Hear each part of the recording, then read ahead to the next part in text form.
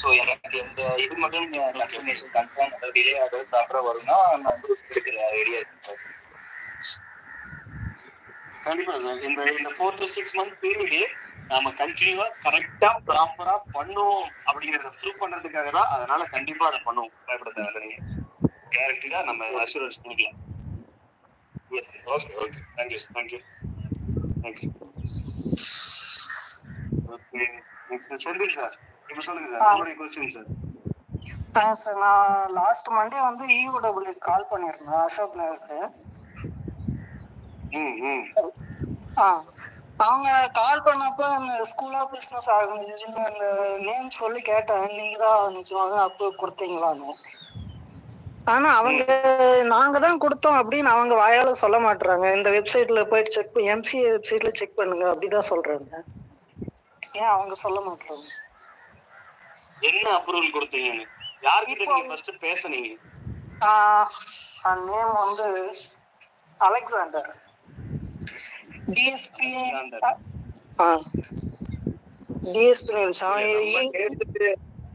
நம்ம கேஸுக்கான EOW IO officer யாருன்னா DSP Karthikeyan sir. அவருக்கு தான் இதை பத்தி தெரியும். நம்ம கேஸுக்கான அதுக்கு மேல இருக்கிற ஒரே அதிகாரி, அதுக்கான ஒரு EOW SPன்னு ஒருத்தர் இருக்காரு. அந்த கேஸ் ஒவ்வொருத்தர் இருக்காங்க இல்லைங்களா? சம்பந்தப்பட்ட அதிகாரியை கேட்கும் போது மட்டும்தான் அதற்கான பதில் வரும். எனக்கே அவர் யாரும் தெரியுது சார். இப்ப அந்த EOW வெப்சைட்ல அந்த அசோக் நகருக்குன்னு ஒரு 4 DSP நேம் தான் இருக்கு. அதுல நீங்க சொல்ற நேமே இல்லையே. அலெக்சாண்டர்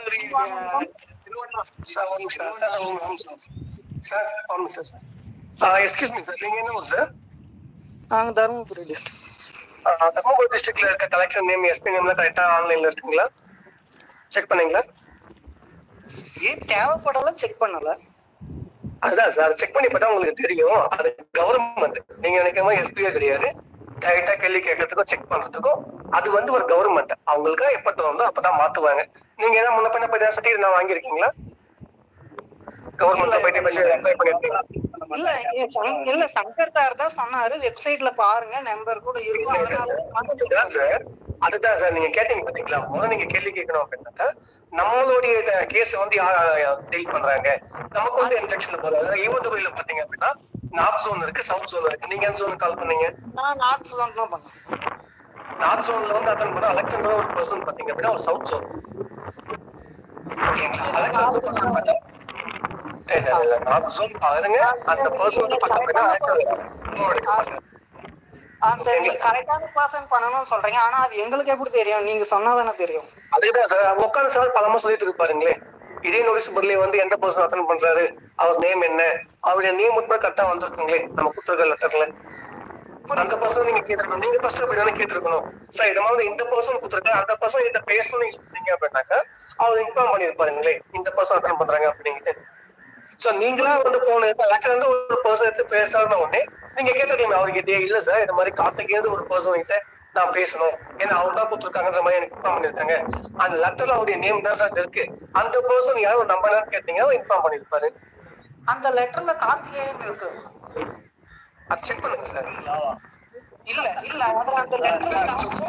இல்ல முன்னாடி ஏதாவது நம்பர் கிடைக்குது பேசணும் அப்படின்னா நான் சாப்பிடலாம் பேசக்கூடாது. அந்த லெட்டர்ல யாரோட நேமுமே இல்லையே. நீங்க நோட்டீஸ் பண்ணுங்க.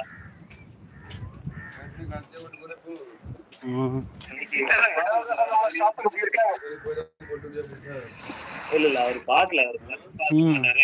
சரி சார் நீங்க செக் பண்ணி பாருங்க சார். நீங்க ஜெனரலா நெட்ல போய் பாத்தீங்க அப்படின்னா Chennai EOW Ashok Nagar contact number அப்படின்னு போட்டீங்கனாலே ஒரு பேஜ் ஒன்று ஓப்பன் ஆகும். DNEOW.gov.in. அந்த பேஜ் எல்லாம் ப்ராப்பரா அன்னைக்கு எல்லாம் அப்டேட் பண்ண மாட்டாங்க சார். அதுலயும் இல்லாம இங்க DSP அப்படிங்கிறவங்க அங்க போஸ்டிங்ல இருக்கிறவங்க தான் அந்த கேஸ பாக்கணும்னு இல்ல சார். DSPன்றவங்க யாருன்னா யார போடுவாங்கன்னா IO ஆபீசர்னு ஒவ்வொரு கேஸுக்கும் ஒருத்தர் போடுவாங்க சார். சரிங்களா? அவங்க அந்த ஆபீஸ்ல ஒர்க் பண்ணணும் தான் அவசியம் கிடையாது. சரிங்களா? இப்ப திருவண்ணாமலைக்கு இங்க வெள்ளூர் தான் நமக்கு திருவண்ணாமலைக்கு அந்த செக்ஷன் டியூரேஷன் சொல்லுவாங்க இல்லையா, இந்த ஏரியாவெல்லாம் இதுங்க தான் வருது, இந்த ஜோனல் இங்கே தான் வருதுன்னு இல்லையா, அது மாதிரி வெள்ளூர் தான். ஸோ வெள்ளூருக்கு இந்த லிஸ்ட்ல யார் வராங்கன்னு பாத்தீங்கன்னா ஒரு DSP சார் வந்து கார்த்திகேயன் இருக்காரு. அவரை இந்த கேஸுக்கு IO ஆபீசரா போட்டிருக்காங்க. ஃபர்ஸ்ட் அங்க இருக்கிறவங்க தான் இதை அட்டென்ட் பண்ணணும் அப்படின்லாம் முதல்ல கிடையவே கிடையாது. சரிங்களா? ஐஓ ஆபீசர்னு ஒவ்வொரு கேஸுக்கும் யாரோ ஒரு அதிகாரியை போடுவாங்க. அவங்கதான் அந்த case A to Z check பண்ணுவாங்க. A to Z எல்லாத்துக்கும் ஓகே பண்றதுல லெட்டர் இஷ்யூ பண்றது வந்து எல்லாமே அவர் தான் பண்ணுவாரு. நம்ம கேஸுக்கு டிஎஸ்பி யாரு ஐஓ ஆபீசர் யார போட்டிருக்காங்கன்னா டிஎஸ்பி கார்த்திகேயன் சார். அவரு ராணிப்பேட்டையில டிஎஸ்பியா இருக்காரு. அவரு சாரி ஆமா ராணிப்பேட்டை டிஎஸ்பி ஆபீஸ்ல டிஎஸ்பியா இருக்காரு. அது இங்க இருக்கிற கமாண்டர்ஸ் பாத்துருக்காங்க. உங்களுக்கு டவுட்னா நீங்க அவரை கான்டாக்ட் பண்ணி கேட்கணும்னா ராணிப்பேட்டை கார்த்திகேயன் டிஎஸ்பி கான்டாக்ட் நம்பர்னு போட்டு சர்ச் பண்ணி பாருங்க, கிடைக்கும். கான்டாக்ட் பண்ணி கேளுங்க. அவர் உங்களுடைய அத்தனை கேள்விகளுக்கும் ப்ராப்பரா பதில் சொல்லுவாரு. சம்பந்தமே இல்லாத ஒருத்தர் கிட்ட போய் கேட்டோம்னா நீங்க எதிர்பார்க்கிற அந்த பதில் கிடைக்காது இல்லையா? ரைட். ஏன்னா அவரு நம்ம கேஸுக்கு அலெக்சாண்டர் அப்படிங்கிறவரு நம்ம கேஸுக்கு ஐஓ ஆபீசர் கிடையாது. அப்ப அவருக்கு அதை பத்தி எப்படி டீடைல் தெரியும்? அந்த ஆபீஸ் பெரிய ஆபீசர். மெமரண்டம் லெட்டர்ல கார்த்திகேயன் இல்ல. அந்த லெட்டர் இப்போ நான் சேவ் பண்ணி தான் வச்சிருக்கேன். அந்த லெட்டர்ல அப்படி ஒண்ணு இல்ல. என்ன போட்டிருக்கு சார்? அதுல என்ன போட்டிருக்கு சார்? கையெழுத்து ஒருத்தர் போட்டிருக்காரு, அது யாரு சார்? அதுல சைன் தான் பண்ணிருக்காங்க. அதுல கார்த்திகேயன் அதுல எங்க இருக்கா? என்னன்னு போட்டிருக்கு சார்? அது என்னன்னு போட்டிருக்கு? அதுல அந்த சீல்ல என்ன போட்டிருக்கு? என்ன அட்ரஸ் போட்டிருக்காங்க? Superintendent of police economic offence wing Ranipet district. Right. அப்ப நீங்க கான்டாக்ட் பண்ண வேண்டிய இடம் எங்க? ராணிப்பேட்டை டிஸ்ட்ரிக்ட். அங்க இருக்கிற டெபுட்டி சூப்பரிண்டென்டென்ட் ஆஃப் போலீஸை நீங்க கான்டாக்ட் பண்ணுங்க. நீங்க இந்த மாதிரி ஒரு விஷயம் சொன்னாலே அவர் பேரு கார்த்திகேயன், அவரு இங்க இருக்காரு. அவர் கான்டாக்ட் நம்பர் முதற்கொண்டு எல்லாமே உங்களுக்கு கிடைக்கும். நம்ம அப்ப சென்னை EOW கான்டாக்ட் பண்றது ரைட். ஏன்னா அதுல சீல் அண்ட் சைன் யாரு இருக்கு? ராணிப்பேட்டை EOW. So right. அவங்களதான் நம்ம கான்டாக்ட் பண்ணணும்.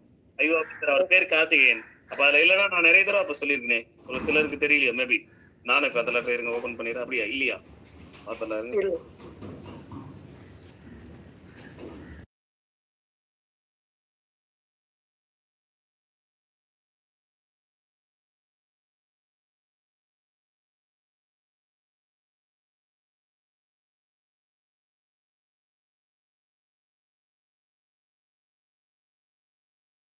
உண்மையிலேயே இப்படி ஒரு அதிகாரி இருக்காரா இல்லையா, உண்மையிலேயே இது அந்த லெட்டர் ஜென்யூனா இல்லையா அப்படின்னு தெரிஞ்சுக்கணும்னு நினைச்சது ஒரு நல்ல விஷயம் தான். சந்தேகப்படுறது நல்ல விஷயம் தான். கேட்டு தெரிஞ்சுக்கங்க. சரிங்களா? தப்பு இல்ல. கொடுத்திருக்காங்க நம்பர்லாம். ஹலோ. சொல்லுங்க.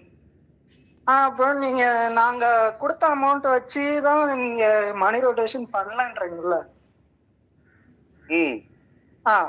அது நீங்க பேங்க் ஸ்டேட்மெண்டோட ப்ரூஃப் பண்ண முடியும் சொல்லிட்டே தான் இருக்குங்க. அது ஒரு நாள் கூட பண்ணவே இல்லையே. அது ஒரு ஸ்டேட்மெண்ட் ஒரு நாளைக்கு எடுத்து போட்டாதான் இருக்கணும். கண்டிப்பா சார், கண்டிப்பா சார். நல்ல ஒரு கேள்வி. ஏன் ஸ்டேட்மெண்ட் போட மாட்டேன்றீங்க அப்படின்னு.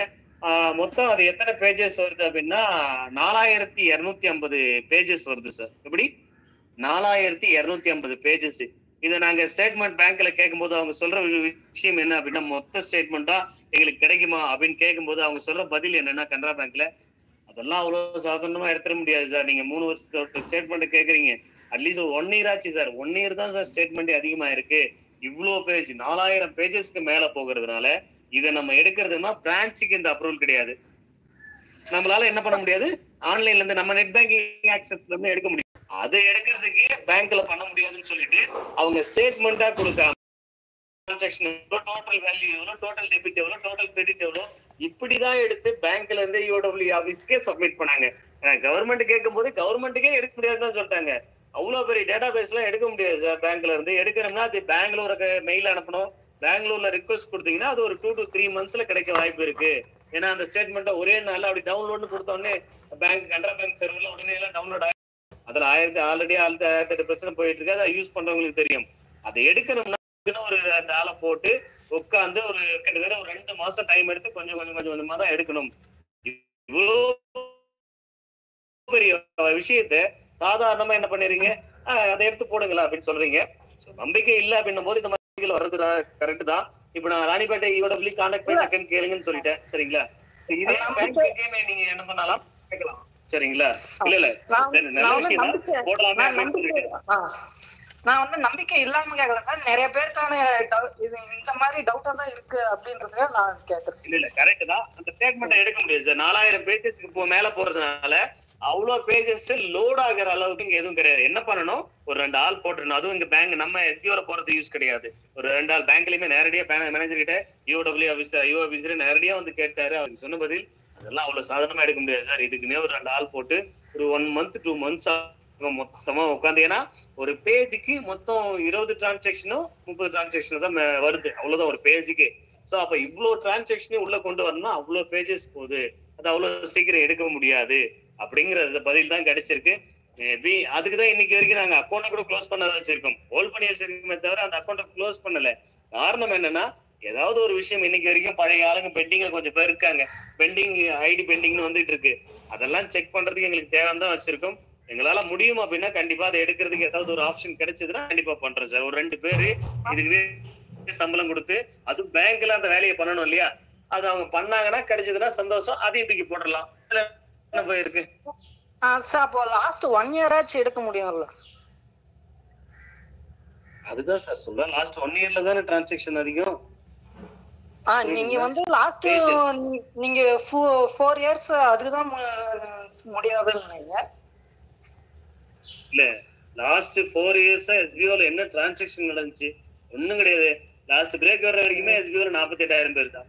அதுக்கப்புறம் டிரான்சாக்சன் ஒண்ணு ஹெவி ஆனது July, August, September, October, November, December. இதுலதான் டிரான்சாக்சனே அதிகமாச்சு. அதுதானே எங்க விஷயம். லாஸ்ட் 1 yearக்குள்ள தானே அது வருது சார். எனக்கு இன்னும் பெட்டா ஒரு ஐடியா சொல்றேன் சார், சரிங்களா? என்ன ஐடியானா, நீங்க கிளம்பி திருவண்ணாமலைக்கு ஒரு 2 மாசம் வாங்க, உங்களுக்கு நான் அந்த லாகினை கொடுக்குறேன்.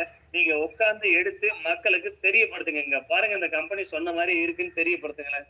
Better option. ஒரு 2 குறைஞ்சது ஒரு நாளைக்கு எவ்வளவு பேஜஸ் டவுன்லோட் பண்ண முடியும்னா, ஒரு அதிகபட்சமா டெய்லி ரன் பண்ணோம்னா, கொஞ்சம் கொஞ்சமா ரன் பண்ணோம்னா ஒரு நாளைக்கு ஒரு நாளோட டிரான்சாக்சன் எடுக்கலாம். அப்ப 3 மாசத்தோட டிரான்சாக்சன் எடுக்கிறதுக்கு ஒரு 2 மாசமாச்சு கண்டிப்பா நீங்க ஒர்க் பண்ற மாதிரி இருக்கும். நீங்க வாங்க, லாகின் ஆக்சஸ் கொடுக்குறோம், நீங்க உட்கார்ந்து எடுங்க, எடுத்து மக்களுக்கு காமிங்க, அவ்வளவுதான். இதுல என்ன இருக்கு? எவ்வளவு அழகா ஆப்ஷன் கொடுத்துரும் பாருங்க. ரைட்? அப்ப தெரியும் அதுல எவ்வளவு காசா இருக்கு, ஏன் அதை எடுக்க முடியலன்னு சொல்றாங்கன்னு சொல்லிட்டு. ஒரே ஒரு டவுன்லோட போட்டு விட்டோம்னா கனரா பேங்க் நெட் பேங்கிங்ல சுத்து 15 நிமிஷம் சுத்தும். ஒரே ஒரு நாளோட ஸ்டேட்மெண்ட் தான் போட்டிருப்போம். ஒரு நாள் ஸ்டேட்மெண்ட்டுக்கு 15 நிமிஷம் சுத்தும், சரிங்களா? அந்த 15 நிமிஷம் சுத்தி ஃபெயில்டுன்னு வந்து நிக்கும், சரிங்களா? அதெல்லாம் ட்ரை பண்ணி பார்த்துட்டு எந்த ஸ்டேட்மெண்டா இருந்தாலும் நாங்களே பேங்க்ல தான் கேட்டு வாங்குவோம். இன்னைக்கு கேட்டோம்னா 4 நாள் ஆகும், 5 நாள் ஆகும். எத்தனை நாள் வித்ட்ராவல் ரிக்வெஸ்ட் கொடுத்துட்டு அதோட ரிப்போர்ட் கிடைக்காம 1 வாரம் 10 நாள்லாம் வெயிட் பண்ணிருக்கோம் ரிப்போர்ட் கிடைக்கிறதுக்கு. ஏன்னா அவங்களுக்கும் சுத்தம். ஆனா அங்க இருந்து கேட்கும் போது நீங்க ஏன் எடுக்கலாமே, இப்படி எடுக்கலாமே, அப்படி எடுக்கலாமே சொல்லிடுறீங்க. பட் அதை ட்ரை பண்ணி பார்க்கும் போது தான் தெரியும். ஒரு நாள் கிளம்பி வாங்க, அந்த ஆப்ஷன் உங்க கையில ஒப்படைக்கிறோம், செக் பண்ணி பாருங்க நாங்க சொல்றது உண்மையா இல்லையான்னு. ஏன் இவ்வளவு சந்தேகம் இருக்கு போது? என்ன சொல்றீங்க? கரெக்ட் தானே? Okay okay okay, thank you sir. Right, next வேற பர்சன் சபரி சார். நம்ம ஆல்ரெடி பேசிட்டோம். இதுக்கு எதுவும் கொஸ்டின்ஸ் இல்லன்றாங்க, கொஞ்சம் ஹேண்ட் ரைஸ் பண்றது கம்மி பண்ணீங்க, அப்பதான் பெட்டரா இருக்கும். சபரி சார் ஏதாவது பேசணுமா?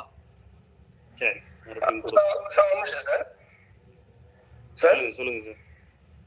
நம்ம விங்ஸா பச்சு வந்து விஜய் நேற்று வந்திருக்காரு. உங்களுக்கு விஜய் ஞாபகம் இருக்குங்களா? விங்ஸா பச்சு வரல? விங்ஸா பச்சு வந்து விஜய் நேற்று வந்திருக்காரு. அவருக்கு நெக்ஸ்ட் கொஞ்சம் வாய்ப்பு விடுங்க சார். அவர் என்ன பேசுறாங்க பாக்கலாமே, அவர் அனலைஸ் பண்ணுவாரு. நீங்க ஃபர்ஸ்ட் சபை சார் குடுத்துருங்க, நீங்க குடுத்துருங்க. நெக்ஸ்ட் கொஞ்சம் விஜய் கொடுங்க. விங்ஸா பச்சு வந்திருக்காரு. என்ன ஒண்ணு, ஒரு 3 வருஷமா 2 வருஷமா நம்ம ஒர்க் பண்ணிட்டு தான் இருக்காரு. அவர் நேம் பக்கத்துல ஸ்டாப் ஐடியும் போடாம இருக்காரு. அது போக எல்லாமே பாத்தீங்கன்னா அப்பத்துல இருந்தே நிறைய கேள்வி மட்டும் தான் கேட்டு ஒர்க் பண்ணாம நம்ம சொல்ற வேலையை செய்ய மாட்டோம் சார். சோ இப்ப செக் பண்ண ஸ்டாப் ஐடியும் போடாம இருக்காரு. அவர் அப்படியான கேள்வி கொஞ்சம் பாக்கலாமே. அவர் ஸ்டாப் ஐடி நோட் பண்ணீங்க, செக் பண்ணுங்க. ஓகே, நெக்ஸ்ட் சார் ஃபர்ஸ்ட் சபை சார் கிட்ட கொடுத்துருங்க, அதுக்கப்புறம் அவரை கொடுங்க. கொடுத்துட்டுங்க. சபரி சார் நீங்க பேசலாம் சார். சொல்லுங்க சார் உங்க क्वेश्चन சார். சார் இப்ப வந்து ஒரு ஐடிக்கு மேல வச்சிருப்பாங்க. இப்ப வந்து ஒரே பேன் கார்டு பேங்க் அக்கௌண்ட் வச்சுட்டு டிஃபரெண்ட் நேம்ஸ்ல ஆல்ரெடி இருப்பாங்கல்ல. இப்ப இந்த கண்டிஷன் வரனால இப்போ இன்வெஸ்ட் பண்ணி உள்ள வந்துட்டாங்க அப்படின்னா ஃபியூச்சர்ல வந்துட்டு ஒரு பேங்க் ஒரு ஐடி தான் இருக்கும், கண்டிஷன் சேஞ்ச் ஆகாது. இல்ல சார், நாங்க அதையுமே எப்படி மாத்துற ஐடியாவில் இருக்கோம்னா, அந்த நீங்க bank account detail, PAN card detail எப்ப வேணாலும் எடிட் பண்ணிக்கலாம் அப்படிங்கிற மாதிரி ஒரு ஆப்ஷன் தான் கேட்டிருக்கோம் லீகல் டீம் கிட்ட. அந்த மாதிரி பண்ணக்கூடாதுன்னு சொல்லியிருக்காங்க. அதுக்குமே மேபி அப்ரூவல் கிடைச்சிருச்சுன்னா, அப்ரூவல் நான் சொல்றது ஒன்றும் பெரிய விஷயம் இல்ல. நம்ம ஒரு இடத்துல கேட்கிறோம், அதுக்கான பதில் அங்க இருந்து வந்துருச்சு ஓகே அப்படின்னா அதுக்கு பேர் தான் அப்ரூவல்னு நம்ம சொல்றோம். ரைட். அது ஓகே ஆயிடுச்சுன்னா நீங்க அந்த பேன் கார்டு டீடைல், பேங்க் டீடைலா ஒரு பிரச்சனையே இல்ல. எப்ப வேணாலும் எதை வேணாலும் நீங்க சேஞ்ச் பண்ணிக்கலாம். அது இஷ்யூஸ் கிடையாதுங்க சார். கண்டிப்பா இன் ஃபியூச்சர்லயும் அந்த மாதிரி வராது. ஒரு ஐடி ஒண்ணுதான் யூஸ் பண்ணணும் அப்படிலாம் கொண்டு வர மாட்டோம். திறமை இருக்கிறவங்க சம்பாதிக்கலாம், அவ்வளவுதான், முடிஞ்சு போச்சு. இந்த மாதிரி இந்த இஷ்யூஸ்க்காக தான் வந்து நாங்க சேஞ்ச் பண்ற ஆப்ஷனை கொண்டு வர போறோம். Okay sir, okay sir. In case ஏன்னா இப்ப வந்து ஒருத்தர் நாளைக்கு ஃபியூச்சர் திடீர்னு ஏன்னா இன்வெஸ்ட் பண்ணதுக்கு அப்புறம் இந்த சேஞ்சஸ் இருந்துச்சுன்னா உங்களுக்கு லாஸ் ஆயிருக்கும் அப்படின்ற மாதிரி ஒரு பயம் இருக்கு எல்லாத்துக்கும். இல்ல இல்ல இல்ல அப்படிலாம் கண்டிப்பா கொடுக்க மாட்டோம். ஏன்னா நாங்க அன்னைக்கு அந்த வார்த்தை இப்ப ஒரு சிலர் அட்வைஸ் பண்ணாங்க, சார் நீங்க ஒரு பேன் கார்டுக்கு ஒரு ஐடின்னு கொடுத்தீங்கன்னா நிறைய பேர் ஃபில்டர் ஆயிடுவாங்க அப்படின்னு. இந்த விஷயத்துக்கு அப்ரூவல் கொடுத்ததே நாம தான். இதை செய்யுங்க அப்படின்னு சொல்லிட்டு சொன்னதே நாம தான். இன்னைக்கு உட்காந்துட்டு அதை செய்ய மாட்டோம் அப்படின்னு சொன்னா என்ன பண்ண முடியும் சொல்லுங்க பாப்போம். அது ஒரு பெரிய விஷயம் தானே. அதனாலதான் நம்ம அந்த மாதிரி விஷயத்த பண்ண மாட்டோம். கம்பல்சரியா நீங்க என்ன பண்ணுங்க, தாராளமா போடலாம். அந்த ஒரு பேன் கார்டு அலோவ் பண்ணுவோம் அப்படி ஒரு ஐடிக்கு ஒரு பேன் கார்டுக்கு ஒரு ஐடி தான் கண்டிஷனை என்னைக்குமே கொண்டு வர மாட்டோம். பயப்படாதீங்க. நீங்க சொல்லிட்டீங்க கரெக்டா வந்து நம்ம பிசினஸ் கண்டிப்பா ரன் பண்ணி ப்ரூவ் பண்ணி ஆகணும்னு சொல்லிட்டு எல்லாமே ப்ராப்ளம் இருக்கும். சேலரி எல்லாமே வந்து இன்வெஸ்ட்மெண்ட் பண்ணணும். ஸோ அதை வச்சு பே பண்ணிக்கலாம் ஒரு கேரண்டி கொடுத்துட்டீங்க. சேம் அதே மாதிரி வந்துட்டு இன்வெஸ்ட் பண்ற அமௌண்ட் ஒரு 3 months ரிட்டர்ன் ஆயின்னு சொல்லிட்டீங்க. ஸோ அதுக்கும் ஏதாச்சும் கன்ஃபர்மேஷன் கேரண்டி கிடைக்குமா சார்? ஏன்னா அதுதான் பல பேருக்கு இதா இருக்கு. எனக்கு ஒரு 3 monthsல இல்ல இல்ல இந்த விஷயத்த நாங்க எப்படி டிசைன் பண்ணிருக்கோம்னா, நான் இன்னும் அப்ரூவல் வரல. நான் இருந்தாலும் லைட்டா சொல்லலாம். நம்ம அது என்னன்னா, நீங்க அத இன்வெஸ்ட்மெண்ட் பண்றீங்க பாத்தீங்களா, அது உங்க பேங்க் அக்கௌண்ட்டுக்கு நீங்களே எடுத்துக்கலாம். நீங்களே அந்த பேமெண்ட் உங்க கையில வாங்கிக்கலாம், இல்ல பேங்க் அக்கௌண்ட்டுக்கு வாங்கிக்கலாம், எப்படி வேணாலும் வாங்கிக்கலாம். அதை நீங்களே பண்ணிக்கலாம். அதுதான். பட் பிளான் நாளைக்கு ஓகே ஆகட்டும். அதை நான் இன்னும் டீட்டெயிலா சொல்றேன் என்னன்னு சொல்லிட்டு. அது எஸ்பிஓ வாலெட்ல வந்து கிரெடிட் ஆகும், வாலெட்ல இருந்து நீங்க எடுத்துக்கணும் அப்படிலாம் எதுவுமே கிடையாது. நீங்களே பண்ணிக்கலாம். அது எப்படி நான் சொல்றேன். நீங்க அந்த கன்ஃபர்மேஷன் வந்து நீங்க தெளிவா சொல்றீங்க. தெரியும் சார். இப்ப என்னன்னா வந்து இப்ப நீங்க இந்த சேலரி எல்லாமே கரெக்டா வந்து நம்ம ஸ்டார்ட் பண்ணணும்னு சொன்ன மாதிரி அதுவும் இந்த 3 months ப்ராப்பரா வந்துடும். ஏன்னா இப்ப வந்துட்டு 3 months வந்துட்டு நம்ம அந்த வர வரைக்குமே வந்துட்டு எஸ்பிஓல வர சேலரி வச்சு அவங்க டியூ கட்டுறது அந்த லோனுக்கான இதெல்லாம் கட்டிடுவாங்க. சோ அந்த 3 months சொன்ன மாதிரி அமௌண்ட் வந்துச்சுன்னா அவங்க ரீபே பண்ணா அவங்களோட பேர்டனும் கொஞ்சம் குறைஞ்சிரும்ல. கண்டிப்பா கண்டிப்பா குறையும். சோ எஸ்பிஓ கரெக்டா நம்ம 3 monthsக்குள்ளேயே கூட அந்த வேலையை செய்ய ஆரம்பிச்சிடலாம். பார்க்கலாம் எப்படி போகுதுன்னு பார்க்கணும். பட் 3 months மேக்ஸிமம் டியூரேஷன் தான். சோ அதுக்கப்புறம் அதை நீங்களே பணமா மாத்திக்க முடியும். அது எப்படி நீங்க கேஷாவோ இல்ல ஆன்லைன்லயோ டிரான்சாக்சன் பண்ணிக்க முடியும். அது எப்படின்னு நான் சொல்றேன். கண்டிப்பா அது எஸ்பிஓ வாலெட்ல வந்து கிரெடிட் ஆயிட்டு அதை வித்ட்ராவல் பண்ணி எடுக்கிற மாதிரிலாம் கண்டிப்பா கொண்டு வர மாட்டோம். அதுக்கு ஆப்ஷன் இருக்கு, நான் சொல்றேன். நாளைக்கு ஓகே ஆகட்டும், நான் டீட்டெயிலா சொல்றேன். ஏன்னா நிறைய பேர் வந்து இன்வெஸ்ட்மெண்ட் பண்ணக்கூடாது இல்ல, இந்த ஒரு பயத்திலேயே வந்துட்டு டபுள் மைண்ட் யோசிச்சுட்டு இருப்பாங்க, பண்ணலாமா வேணாமா சொல்லி. நம்ம கம்பெனிஸ்ல இருந்து பண்ண சொன்னா கொஞ்சம் பயப்படுறாங்க, மக்கள் பயப்படுறாங்க, அவ்வளவுதான். வேற எதுவுமே, அது மட்டும்தான் உண்மை, வேற எதுவுமே உண்மை இல்லை. அது பயம் இருக்கு, அவ்வளவுதான். அதனால இப்ப கம்பெனிக்கு ஸ்ட்ராங்கான ஒரு நான் சொல்றேன் சார். பிளான் ஓகே ஆகட்டும். நாளைக்கு என்ன அவங்க என்ன சொல்றாங்கன்னு பார்த்துட்டு அதுக்கு தகுந்த மாதிரி நான் நாளை இல்ல நாளை மறுநாள் தெளிவா சொல்லுவேன். சரிங்களா? அந்த அது உங்களுக்கு நான் சொல்றேன். Okay okay, thank you thank you. Okay, next person Shanmuga Pandian. Shanmuga Pandian sir, நீங்க பேசலாம் sir. Shanmuga Pandian sir.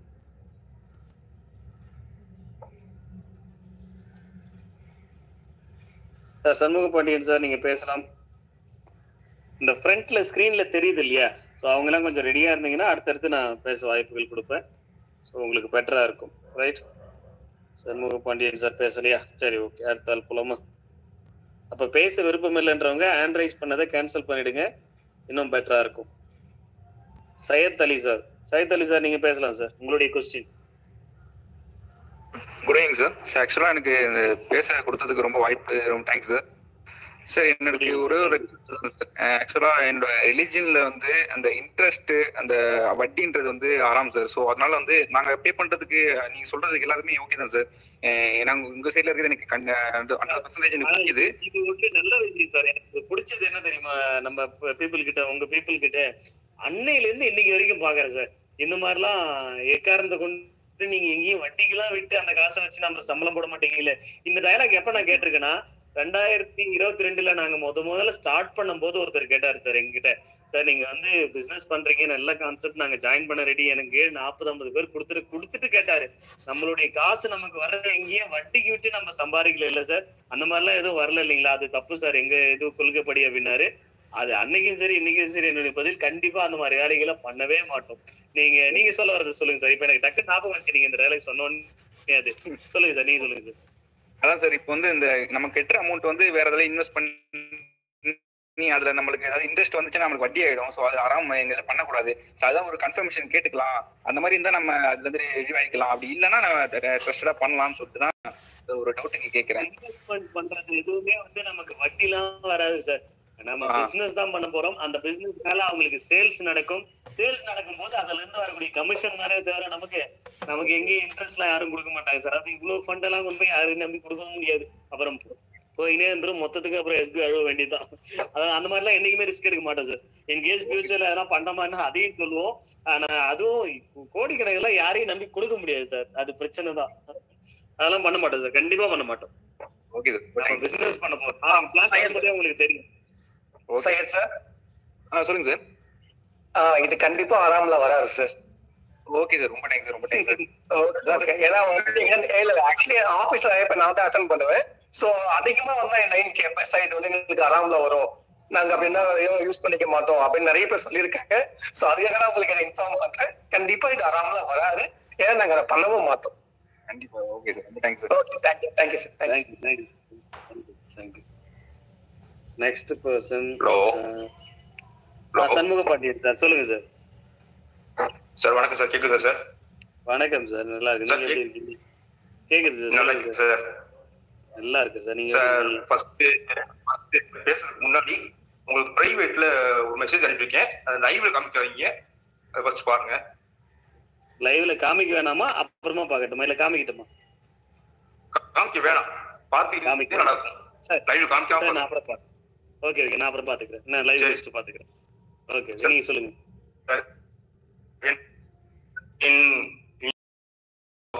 Notice board பாருங்க, நோட்டீஸ் போர்ட் பாருங்க. ஆல் மெம்பர்ஸ் இதான் எப்படின்னு சொல்லுவீங்க. நேற்று ஒரு 2 நாள் மணிக்கு அட்வான்ஸ் கொடுக்குறீங்க, நைட் 12 மணிக்கு கொடுக்குறீங்க, காலையில 6 மணிக்கு தான் எல்லாம். ஆனா யூடியூப்ல வந்துருச்சு சார். பிரேக் கொஞ்சம் பிரேக் ஆகுது சார், கண்டினியூவா கேட்கல உங்க வாய்ஸ் சார். உங்க அனௌன்ஸ்மெண்ட் நைட் 12 மணிக்கு கொடுக்குறீங்க பிளான் பத்தி. Okay, hello. ஆனா காலையில 6 மணிக்கு எல்லாம் யூடியூப் சேனல்ல வந்துருது.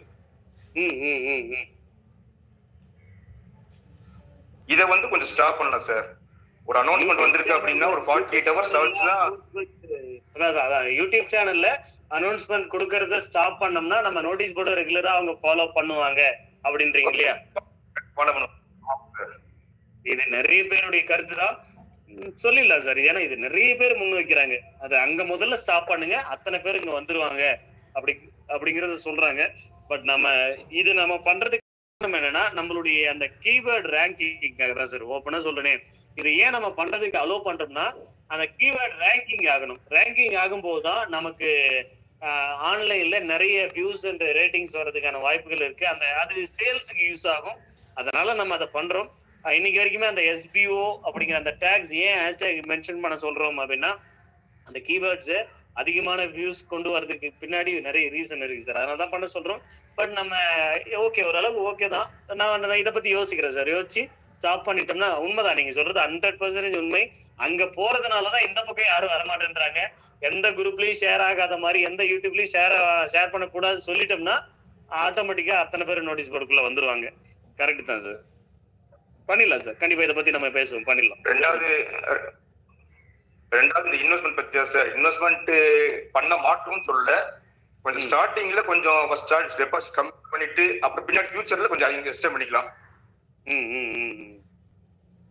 இப்ப எடுத்த உடனே டக்குன்னு 15K இப்ப முடியல, ஃபர்ஸ்ட் ஒரு 5K, அப்புறம் 2 months கழிச்சு ஒரு 10K இப்படி கொண்டு போடலாம்னு நினைக்கிறேன். இல்லைன்னா கம்பெனியோட சப்போர்ட் பண்ற ப்ராடக்ட் லிஸ்ட் அதை நீங்க பப்ளிஷ் பண்ணீங்கன்னா என்னென்ன ப்ராடக்ட் பார்க்கலாம், அதை பார்த்து இதை வாங்கலாம் அப்படின்னு வரலாம். அந்த கம்பெனில மொத்தம் நமக்கு இப்ப வரைக்கும் லிஸ்ட் அவங்க நமக்கு கொடுத்திருக்கிறது 6000 ப்ராடக்ட் லிஸ்ட் கொடுத்திருக்காங்க சார். 6000 ப்ராடக்ட். இதெல்லாம் நீங்க வந்து ப்ரொமோட் பண்ண போறீங்கன்னு 6000 ப்ராடக்ட் கொடுத்துருக்காங்க. ஏன்னா நீங்க ஒண்ணும் இல்ல சார், நீங்க ஒரு சூப்பர் மார்க்கெட் எடுத்துக்கங்க, சூப்பர் மார்க்கெட்டுக்குள்ள போங்க, அந்த சூப்பர் மார்க்கெட்ல நீங்க பாக்குற எல்லா ப்ராடக்ட்டும் அந்த வெப்சைட்ல அந்த ஆப்ல இருக்கும். நம்ம அதுதான் பண்ண போறோம், அவ்வளவுதான் சார். நீங்க சூப்பர் மார்க்கெட்ல உங்க ஊர் சூப்பர் மார்க்கெட்ல என்ன பொருளை பாப்பீங்களோ அது எல்லாமே அந்த ஆப்ல இருக்கும், அவ்வளவுதான் சார். நம்ம அதுதான் பண்ண போறோம், சரிங்களா? நீங்க பாருங்க சார், நான் நாளைக்கு லான்ச் பண்றோம் இல்லையா, நம்ம அந்த சேஞ்சஸ் என்ன அப்படிங்கறத சொல்றோம் இல்லையா, நம்ம அதுல நிறைய ஆன்சர் கிடைக்கும் சார். இந்த மாதிரி கேள்விகளுக்கு நிறைய ஆன்சர் கிடைக்கும். பாக்கலாம் நாளைக்கு என்ன அவங்க சேஞ்சஸ் எதை அக்செப்ட் பண்றாங்க. நாங்க 3 ஆப்ஷன் கொடுத்துருக்கோம், அதுல அவங்க எதை அக்செப்ட் பண்றாங்கன்னு பார்த்து அதுக்கு அது மாதிரி பண்ணலாம் சார். பார்த்து நீங்க சொன்ன மாதிரி கொஞ்சம் கொஞ்சமா வர மாதிரியோ, இல்ல அவங்களுக்கு தேவையான ப்ராடக்ட்டை வாங்கிங்க, ஒரு மினிமம் ஒரு 5000 ஆச்சு வாங்கணும் அப்படிங்கிற மாதிரியோ என்ன பண்ணலாம். ஒரு 3 ஆப்ஷன் கொடுத்துருக்கோம். நீங்க சொன்ன இந்த ரெண்டுமே அதுல இருக்கு.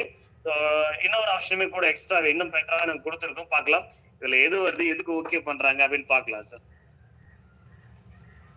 3வது क्वेश्चन சார், இன்ட்ரோ போனஸ் இல்லைன்னு சொல்லிட்டாங்க கவர்மெண்ட்ல இருந்து, கன்ஃபார்ம் இல்லை. நீ அடுத்து வரக்கூடிய வித்ட்ரால 20% டாக்ஸ் இன்ட்ரோ போனஸ்ல கழிச்சிருவீங்களா எப்படி? ஏற்கனவே சொல்லியது வந்து 10% intro bonus, 5% TDS, 5% admin charge சொல்லியிருந்தோம். நீ அடுத்து வரக்கூடிய வித்ட்ரா எப்படி சார் இருக்கும்? அட்மின் டீமோட மனநிலைமை என்னன்னா, இப்படியாப்பட்ட மக்கள் கிட்ட நம்ம ஒரு 10%, 5% மட்டும் வச்சுக்கிட்டு என்ன பண்ண போறோம், 20% என்ன 25% கூட புடிங்க அப்படின்றதுதான் எஸ்பிஓ அட்மின் டீமோட மனநிலைமை. பாக்கலாம் சார், நான் சொல்றேன், அதுவும் ஒரு டிஸ்கஷன் போய்கிட்டு இருக்கு. இன்ட்ரோ போனஸ் கண்டிப்பா கிடையாது, பட் எஸ்பிஓக்கு அட்மின் சார்ஜ் ஒரு 20% இருந்து நம்ம ரெகுலரா இதுக்கு முன்னாடி 18 பிடிச்சிருந்தோம், அதுக்கப்புறம் 20 பிடிச்சிருந்தோம். சோ அது எப்பயுமே அட்மின் சார்ஜ்னு பிடிக்கிறது தான், அதுல இருந்து தான் இன்ட்ரோ போனஸுக்கு கொடுக்கறதா இருந்தோம். பட் இப்ப இன்ட்ரோ போனஸ் கிடையாது, அதுக்கு அட்மின் சார்ஜ் தூக்கி இனிமேலும் எல்லாருக்கும் கொடுக்கணுமா அப்படின்னு யோசிக்கணும். பட் அது மக்களுடைய அந்த இப்ப ஓட்டிங் பார்த்ததுல இருந்து அட்மின் டீம்ல அவ்வளவு சந்தோஷமா இருக்காங்க. பாக்கலாம் சார், நாங்க யோசிச்சு அதுக்கு அந்த மாதிரி ஒரு ஆன்சர் கொடுக்குறோம், சரிங்களா? எல்லாத்தையும் நம்ம கொடுத்துட்டே தான் இருக்கலாம், நம்ம யோசிச்சு முடிவு எடுக்கலாம். Thank you sir. சொன்னது பிரைவேட் சார்ட் மட்டும் கொஞ்சம் பாத்துங்க சார். கண்டிப்பா மறக்காம நான் பாக்குறேன் சார். Thank you sir. எனக்கு லைவ் கட் ஆன உடனே ஏதாவது ஒரு மெசேஜ் போடுங்க, அது மேல வந்துடும், நான் பாத்துறேன் சார். ஏன்னா நிறைய கீழே போயிடுச்சு, கொஞ்சம் மிஸ் பண்ணிடுவேன் நானு. லைவ் கட் பண்ணி ஒரு 5 மினிட்ஸ் அப்புறம் ஒரு மெசேஜ் போடுங்க, மேல வரும், நான் மிஸ் பண்ணாம பாத்துறேன் sir. Okay sir. Okay, thank you. Okay, next admin Loki. Okay, admin Loki நீங்க பேசலாம் சார். அட்மின் லோக்கி நீங்க பேசலாம்.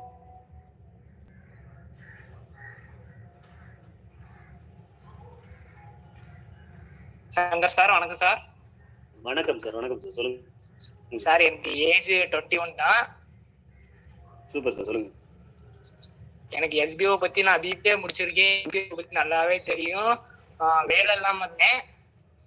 ஓகே. கடைசியா நீங்க ஸ்டாப் பண்றதுக்கு முன்னாடி தான் நான் இன்வெஸ்ட்மெண்ட் பண்ணேன், பட் இன்னும் எடுக்கல எதுவுமே. ஓகே.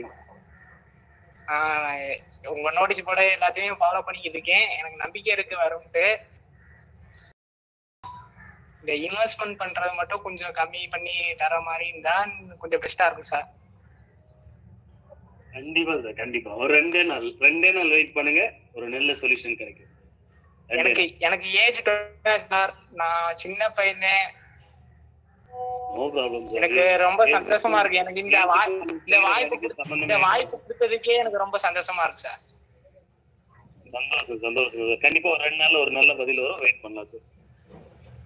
ஓகே சார், நீங்க ரொம்ப இந்த வாய்ப்பு கொடுத்தது நன்றி sir. Thank you sir. Thank you. Okay, next Venki. Okay, Venki, எனக்கு தெரிஞ்ச வெங்கி தான் நினைக்கிறேன். ரைட், வெங்கி சார், நீங்க பேசலாம் சார்.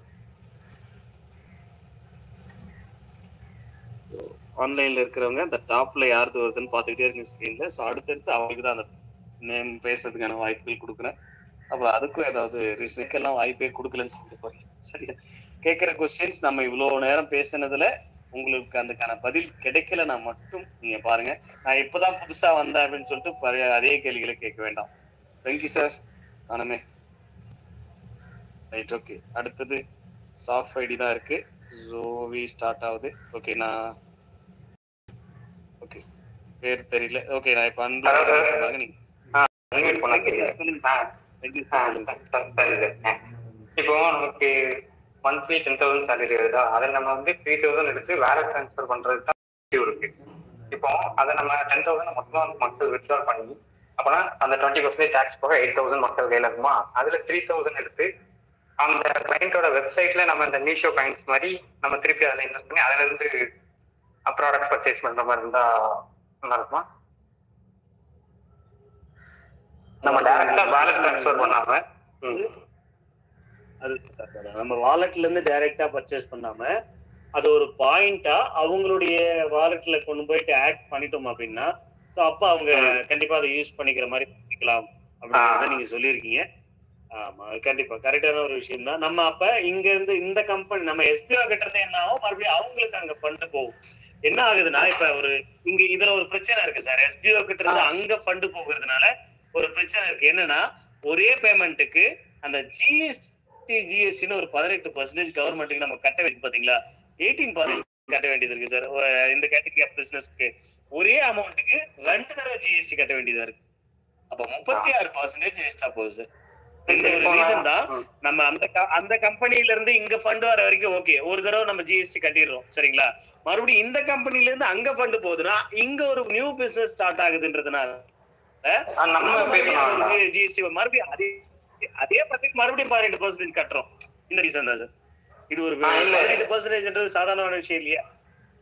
நம்ம வந்து எஸ்பிஓ திருப்பி ரீஃபண்ட் பண்ண வேண்டாம். மக்கள் வித்ட்ரால் எடுத்துட்டோம் 10,000ல அவங்க கையில இப்ப நாங்க எடுத்துருவோம் 8,000 ரூபாய் டாக்ஸ், உங்களுக்கு டாக்ஸ் பே பண்ணிட்டு எஸ்பிஓ டாக்ஸ் பே பண்ணிட்டு 8,000 கையில எடுத்து நாங்க திருப்பி அந்த எங்க பேங்க் அக்கௌண்ட்ல இருந்து 3,000 எடுத்து அவங்களோட வெப்சைட்ல போய் நாங்க மீஷோ காயின் இப்ப நம்ம மீஷோல காயின் ஆட் பண்ற மாதிரி 3,000 வேலட் ஆட் பண்றோம். நாங்க மக்கள் பே பண்றாங்க. அங்க இருந்து நம்ம நீங்க காயினா ஆட் பண்ணிடுறீங்க. நான் சொல்றது நீங்க காயினா ஆட் பண்ணிக்கிறீங்க, பாயிண்டாவா ஆட் பண்ணிக்கிறீங்க, எல்லாமே ஓகே. இப்ப அந்த பிசினஸ் நடக்குது இல்லையா, இப்ப 3,000 ரூபாய்க்கும் நீங்க உங்களுக்கு பாயிண்ட் எஸ்பிஓ கொடுத்துருச்சு, அந்த பாயிண்ட் கொண்டு போய் நீங்க அங்க ஆட் பண்ணிக்கிட்டீங்க. சோ நீங்க அங்க 3,000 ரூபாய்க்கு பொருள் வாங்கிட்டீங்க. இப்ப அந்த 3,000 ரூபாய்க்கு காசு யார் கொடுப்பாங்க? உங்களுக்கு பாயிண்ட் நீங்க கொடுத்தீங்க, பாயிண்ட் மட்டும் தான் அங்க டிரான்சாக்சன் நடந்திருக்கு. அப்ப அந்த அமௌண்ட் போகணும் இல்லையா அந்த கம்பெனிக்கு, அந்த 3,000 ரூபாய் அது எப்படி போகும்? இப்ப நம்ம சேலரி 10,000 தானே, அதுல மொத்தமா எடுத்துக்க முடியாது. அது அப்படி இல்ல சார், நாங்க அதுதான் சொல்றோம். எஸ்பிஓல இருந்து மறுபடியும் அங்க பணம் போகுது இல்லீங்களா, அதுக்கு கவர்மெண்ட்டுக்கு ஒரு கணக்கு அமைக்கணும், அதுக்கு மறுபடியும் ஒரு ஜிஎஸ்டி கட்டணும். அதான் எங்க பிரச்சனை. அகைன் ஒரு ஜிஎஸ்டி. ஏன்னா அவங்களுக்கு இது நிறைய கம்பெனில பண்றாங்க, ஒர்க்கிங் ஸ்டாஃப்ங்களுக்கு எல்லாம் ஒரு கூப்பன் கோடு அது இதுன்னு கொடுத்துறாங்க. பட் அதை அந்த சம்பந்தப்பட்ட கம்பெனிக்கு பர்ச்சேஸ் பண்ற அந்த கம்பெனிக்கு அமௌண்ட் அனுப்பும் போது கண்டிப்பா அதுக்குன்னு ஒரு டாக்ஸ் வேல்யூ கட்டி தான் ஆகணும். சோ அங்க இருந்துதான் அமௌண்ட் வந்திருக்கு, மறுபடியும் அங்கேயே அனுப்பும் போது மறுபடியும் ஒரு பிசினஸ் நடக்கிறதுனால நியூ பிசினஸ் நியூ டாக்ஸ் கட்டி தான் ஆகணும். அது ஒரு பிரச்சனை இருக்கு சார் சரிங்களா. அதுதான் எங்க பிரச்சனை. அதை தவிர்க்கிறதுக்கு தான் அந்த மாதிரி ஐடியாஸை கொஞ்சம் அவாய்ட் பண்றோம். பாக்கலாம் சார், பெட்டரா ஏதாவது ஒரு ஆப்ஷன் வரும் பண்ணிடலாம். இங்க அதுலயுமே எங்களுக்கு இன்னும் ஒரு தாட் இருக்கு. என்ன தாட் இருக்குன்னா, நம்ம என்னதான் இதை வாங்கிங்க அதை வாங்கின்னு சொன்னாலுமே மக்களுக்கு ஒரு ஆசை இருக்கு சார். என்ன ஆசை இருக்குன்னா, 1000 விஷயம் நம்ம பண்ணாலுமே கையில எவ்வளவு பணம், கையில எவ்வளவு வருது, எவ்வளவு காசு வருது நம்ம கையில, அதுதான் அவங்க கண்ணுக்கு பெருசாக தெரியுமே தவிர நாம எதை செஞ்சாலுமே அது ஒரு பெரிய விஷயமா இது ஒண்ணு இல்ல. இப்ப நீங்க 3,000 பாயிண்டா எடுத்துக்கலாம், 3,000 ரூபாய் அப்படின்னு சொல்லிட்டீங்க. நான் அதை 3,000 பாயிண்டா மாத்தி கொடுத்துட்டோம்னா நீங்க அங்க போய் பொருள் வாங்கியதான் அது பெருசா மைண்ட்ல நிக்காது அவங்க கண்ணுக்கு. அது எப்படி தெரியும்னா, மாச சம்பளம் 7,000 மாறிடும், மாச சம்பளம் 10,000 நிக்காது. மந்த்லி 7,000 சேலரி வருதுங்க, 3,000 பாயிண்ட் கொடுக்குறாங்க. அந்த 3,000 ரூபாய் பணம்ன்றதே மறந்துடுவாங்க. 3,000 பாயிண்ட் வருது, 7,000 சம்பளம் வருது, இப்படிதான் பாப்பாங்க, அவங்களுடைய பார்வை இருக்கு. பட் இது ஒன்னும் அவ்வளவு பெரிய விஷயம் இல்ல, இருந்தாலும் சொல்றேன். ஏன்னா இங்க பெரிய ரீசன் என்னன்னா அதுக்கும் ஜிஎஸ்டி கட்டணும் அப்படின்றதுதான்.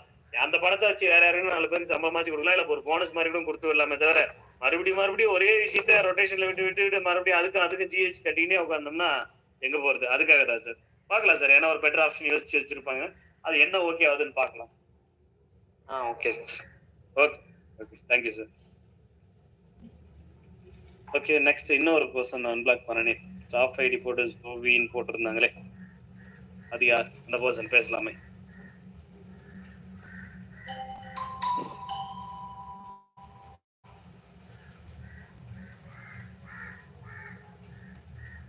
ஓகே ஆல் இல்லை. Right, next person Priya.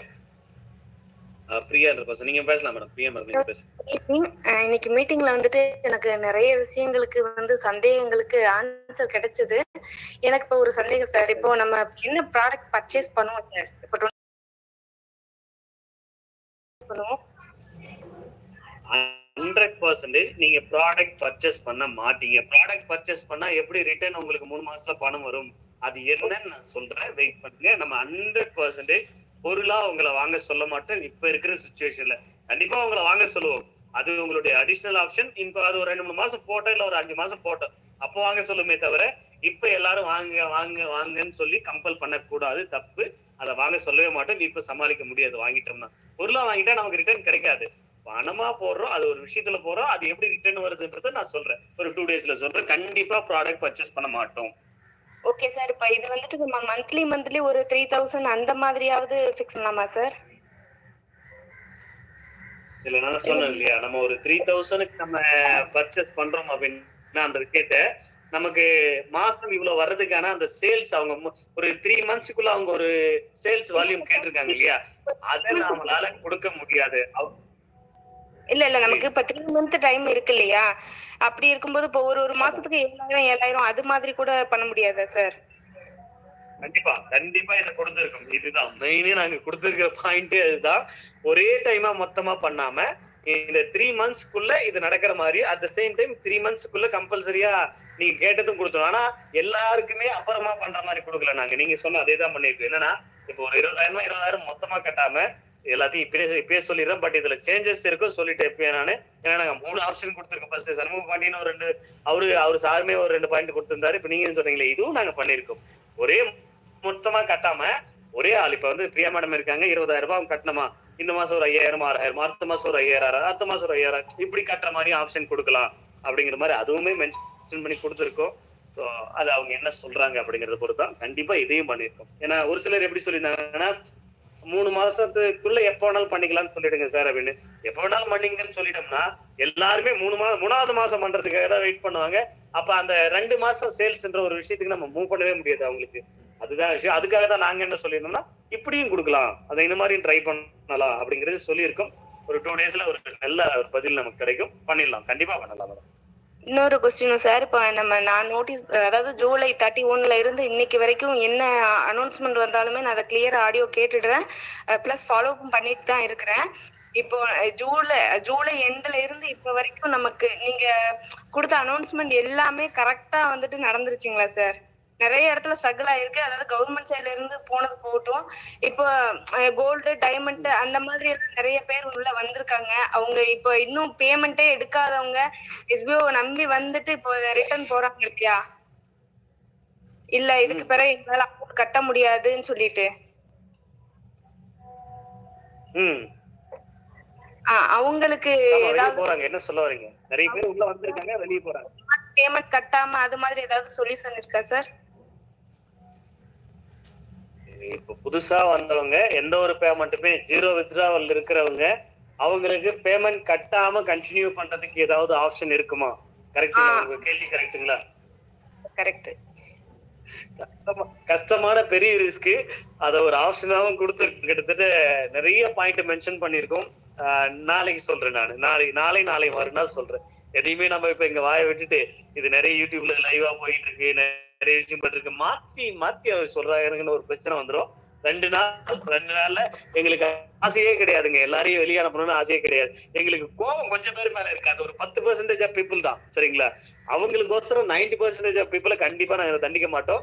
ஒரு பெட்டர் ஆப்ஷன் கொடுப்போம், கண்டிப்பா கொடுப்போம். கூட நோட்டீஸ் போர்ட்ல கொடுக்கறது எல்லாருமே பாக்கல இல்லையா? இப்ப நீங்க டாஸ்க் கொடுக்கும்போது அது முன்னவே கொடுத்துட்டா எல்லாருமே பார்த்து தானே ஆகணும். அது மாதிரி கொடுத்துட்டா அது கம்பல்சரியாவே பண்ணிடலாமே சார்? கரெக்ட் தான். பட் இது வரைக்கும் என்னைக்குமே ஒரு 90% ரிசல்ட் டாஸ்க் டெய்லி டாஸ்க்ல வந்ததே இல்லையே. உங்களுக்கு தெரிஞ்சு இந்த நோட்டீஸ் போர்டு உங்களுக்கு தெரியும், அதனால நீங்க வரமாட்டேன்றாங்கன்னு தெரியுது. நம்ம டெய்லி டாஸ்க்லயுமே மக்கள் இப்படிதான் இருக்காங்க. டெய்லி டாஸ்க்லயுமே 100% எல்லாரும் டாஸ்க் கம்ப்ளீட் பண்றாங்களா? கிடையாது. 90% பண்றாங்களா? கிடையாது. 80% கிடையாது.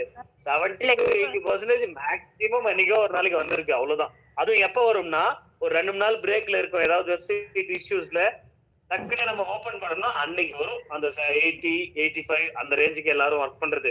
பட் ரெகுலரா பாத்தீங்கன்னா ஒரு 50-60 இந்த ரேஞ்ச் தான் ஒர்க்கிங் கண்டிஷன். அதுக்கு மேல ரெகுலரா பண்றது கிடையாது. அந்த ரேட்டிங் வந்து வந்ததே கிடையாது. மக்கள் ஜென்ரலாவே டெய்லி டாஸ்க்குமே அப்படிதான் இருக்காங்க. அவங்க பயங்கர சுறுசுறுப்பா இருக்கிற ஒரே ஒரு விஷயம் எதுன்னா, ஒரு 90% ஓட்டிங் வர ஒரே ரேட்டிங் 100%ல 90% பீப்புள் பிரசன்ட் ஆகிற ஒரே விஷயம் எதுன்னா அது வித்ட்ராவல் ரிக்வெஸ்ட்டுக்கு மட்டும்தான். ஏன்னா நம்ம அதுக்கு மட்டும்தான் ஒரே நாள் டைம் கொடுப்போம். அதுக்கு மட்டும்தான் 90% பிரசன்ட் ஆகிருக்காங்க. மற்ற டெய்லி டாஸ்க்குலாம் அவங்க பிரசன்ட் ஆவறதே கிடையாது. அது நடந்துகிட்டு தான் இருக்கு எஸ்பிஓல. ஏன்னா அதுக்கு ரீசன் நிறைய இருக்கு. ஏன்னா இது ஒரு பார்ட் டைம் ஜாப். அவங்க எல்லாரும் கரெக்டா டெய்லியும் பண்ணிடுவாங்கலாம் சொல்லிட முடியாது. பண்ற அன்னைக்கு அவங்களுக்கு வருமானம் வரப்போகுது, பண்ண முடியாத அன்னைக்கு வருமானம் வராம போயிடுது. எங்களுக்கு அவங்கள மாதிரி ஆட்கள்லாம் பிரச்சனை இல்லைங்க. கொஞ்சம் பேர் இருக்காங்க, அது நம்ம என்ன சொன்னாலுமே ஃபாலோவே பண்ண மாட்டேன்னு கொஞ்சம் பேர் இருக்காங்க பாத்தீங்களா, புரிஞ்சிக்கவே மாட்டேன்னு கொஞ்சம் பேர் இருக்காங்க பாத்தீங்களா, புரிய மாட்டேங்குதுன்னு கொஞ்சம் பேர் இருக்காங்க பாருங்க. அந்த மாதிரியான ஆட்கள் தான் புரிய மாட்டேங்குதுன்னு பரவாயில்ல சொல்லி கொடுக்கலாம். நான் புரிஞ்சிக்க மாட்டேன், நான் தப்பாதான் புரிஞ்சுக்குவேன் அப்படின்னு இருக்கிறவங்க எல்லாம் கொஞ்சம் வெளியே அனுப்புனாதான் ஒரு ஸ்டாண்டர்டான எஸ்பிஓவை நம்ம கொண்டு வர முடியும் அப்படிங்கறத எங்களுடைய கருத்து. நிறைய பெரிய பெரிய பிசினஸ்ல இருக்கிறவங்க எல்லாம் அட்வைஸுமே அதுதான். ஒரு ஸ்டாண்டர்டான பிசினஸ் நீங்க பண்ணணும்னு நினைக்கிறீங்கன்னா அப்போ உங்களுடைய டீமை நீங்க ஸ்டாண்டர்ட் பண்ணுங்க. கம்பெனியை மட்டும் ஸ்டாண்டர்ட் பண்ணா போதாது. ஒரு எக்ஸாம்பிளுக்கு சொல்லணும்னா எஸ்பிஓக்கு ஐஎஸ்ஓ சர்டிபிகேஷன் ஒண்ணு வாங்குறதுக்கு நாங்க அப்ளை பண்ணிருக்கோம். சரிங்களா?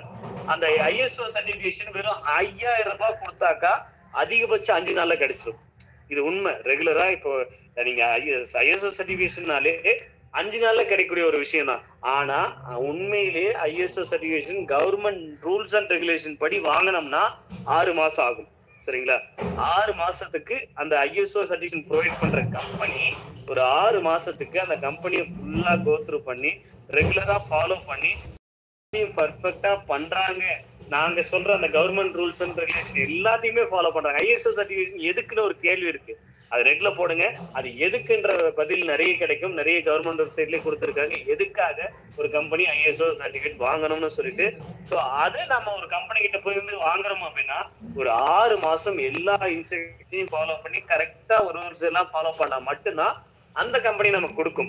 இப்படிதான் கொடுக்கணும். பட் நிறைய இடத்துல 5000க்கே கிடைக்குது. பட் நாங்க என்ன பண்ணிருக்கோம்னா எந்த கம்பெனி 6 மாசத்துக்கு கரெக்டா நம்மள வாட்ச் பண்ணி நமக்கு என்னென்ன அட்வைஸ் எல்லாம் கொடுக்கணுமோ கொடுத்து எல்லாத்தையும் ரெகுலேஷனோட எந்த கம்பெனி நமக்கு இன்ஸ்ட்ரக்ஷன் கொடுக்குதோ அங்க கொடுப்போம் அப்படின்னு சொல்லிட்டு தான் அந்த ஐஎஸ்ஓ சர்டிபிகேட் அப்ளை பண்ணதும் அந்த கம்பெனி தான் அப்ளை பண்ணியிருக்கோம். இந்த மாதிரி ஒவ்வொரு விஷயத்தையும் பண்ணி நாங்க ஃபியூச்சருக்கு சேர்த்துதான் ஸ்டாண்டர்டா பண்ணணும். ஸ்டாண்டர்டா இருக்கணும்னா என்னென்னலாம் பண்ணணும், ஐஎஸ்ஓ சர்டிபிகேட் கூட ஸ்டாண்டர்டா தான் இருக்கணும். அது சும்மா பேருக்குன்னு வாங்கி வச்சுக்கிட்டு எங்கிட்ட ஐஎஸ்ஓ இருக்கு எங்கிட்ட ஐஎஸ்ஓ இருக்குன்னு காமிச்சா போதாது. ஐஎஸ்ஓ வாங்குறதுக்கான ரீசன்ஸ் இருக்கு, அதெல்லாம் பண்ணிருக்கா, அப்ப பூர்த்தி பண்ணலன்னா என்னெல்லாம் பண்ணணும் அதெல்லாம் நாங்க ஃபாலோ பண்ண ரெடியா இருக்கோம் அப்படின்னு சொல்லிடுறா. அப்படிலாம் பண்ணாதான் நாளைக்கு உண்மையிலேயே எஸ்பிஓ பிராண்டா மாற முடியும். சும்மா பேருக்கு எல்லாத்தையும் வாங்கி வச்சுட்டு என்ன பண்றது, இந்த மாதிரி யோசிச்சு எல்லாத்தையும் பண்ணிட்டு இருக்கோம். ஒரு சிலர் கொஞ்சம் பேர் இருக்கதான் செய்யறாங்க அந்த மாதிரி நெகட்டிவ் தாட்ஸோட இருக்கிறவங்க, நம்ம சொல்றத ஃபாலோ பண்ணாத இருக்கிறவங்க, புரிஞ்சிக்கவே முடியாதவங்களால நம்ம என்ன பண்ணாலுமே அவங்க எல்லாம் கொஞ்சம் வெளியே அனுப்புறது பெட்டர் தான். இவங்க எல்லாம் எப்படி வந்தாங்கன்னா எஸ்பிஓல இருக்கிற மக்களால தான் வந்தாங்க. அதுக்கு எஸ்பிஓ காரணம் கிடையாது. அந்த மாதிரி மக்கள் எல்லாம் உள்ள சேர்க்காதீங்க. நாளைக்கு நாங்க கால் பண்ணி அட்மின் டீம்ல இருந்து கேட்கும் போது அவங்க ஏதாவது தப்பா சொல்லிட்டாங்கன்னா அவங்க ஐடி எல்லாம் சஸ்பெண்ட் பண்ணிட்டோம்னு பயமுறுத்தினா கூட பாத்துக்கலாம். அந்த அளவுல எஸ்பிஓ ஸ்ட்ரிக்டா இருக்காது அப்படிங்கிற ஒரு கேர்லெஸ். என்ன ஒண்ணு, நாங்க கொஞ்சம் ஸ்ட்ரிக்டா இல்ல, அதனால நீங்க எல்லாரும் அவங்க இஷ்டத்துக்கு பண்ணி வச்சிருக்காங்க, அதை சரி பண்ணணும். இப்ப அதுதான் மெயின். அதை நம்ம பண்ணிடலாம், 2 நாள்ல பண்ணிடலாம். அதனால ஓகே சார், தேங்க்யூ சார் வாய்ப்பு கொடுத்ததுக்கு. Thank you madam, thank you. Okay, next person Abhiram பேசுறாங்களா? இல்ல. ஓகே, வெங்கி சார் மறுபடியுமா? ஓகே வெங்கி சார் பேசுறீங்க. சார் இப்போ அந்த லத்தார்ஜிக்கா கொஞ்சம் பேர் ஒர்க் பண்றாங்கல்ல, இப்போ நம்ம இஷ்டத்துக்கு பண்ற மாதிரி. புரியல சார்? அந்த அப்பப்போ ஒர்க் பண்ணுவாங்கல்ல, அன்னைக்கு சம்பளம் வேணும்னு ஒர்க் பண்ணுவாங்கல்ல. ஓகே, அவங்கள இது பண்றதுக்கு நம்ம ஒரு மந்த்துக்கு ஒரு 3 நாள் கொடுத்துக்கலாம்.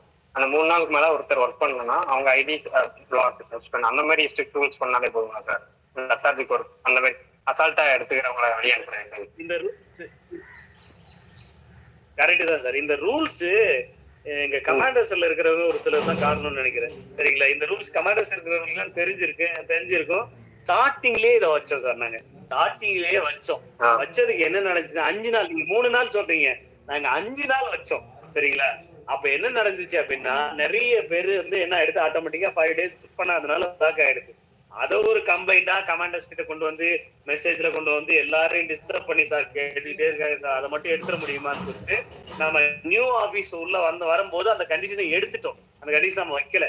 சரி நிறைய பேர் பாதிக்கப்படுறாங்க, 5 நாள் கூட ஒர்க் பண்ணாதவங்களும் இருக்காங்கன்றதுக்கு இங்க கமாண்டர்ஸ் தான் ஆதாரம்.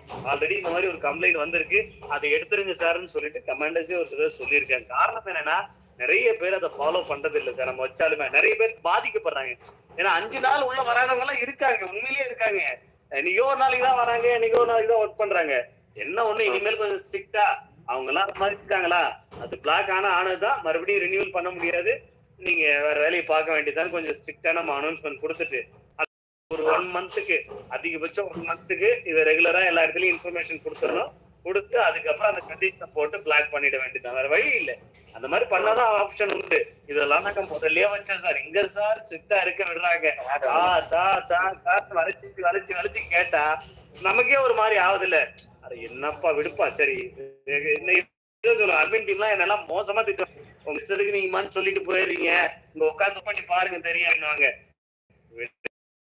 என்ன அப்படியே அவ்வளவு ஸ்ட்ரிக்டா நம்மளே என்ன முதல்ல ஸ்டாண்டர்ட் ஆகல, அப்புறம் முதல்ல நாம ஸ்டாண்டர்ட் ஆகும், அதுக்கப்புறம் அவங்க ஸ்ட்ரிக்ட் பண்ணலாம் அப்படின்ற ஒரு பதில் தான் என்னுடைய பதில் எப்பயுமே இருக்கும். பட் இப்ப நாங்க ஒரு அளவுக்கு மாறிட்டோம் இல்லையா, இனிமேல் ஸ்ட்ரிக்டா பிடிக்க ஆரம்பிச்சிடலாம். தப்பு இல்லை, கண்டிப்பா பிடிச்சிடலாம் சார், கண்டிப்பா பிடிச்சிடலாம். Okay okay, thank you.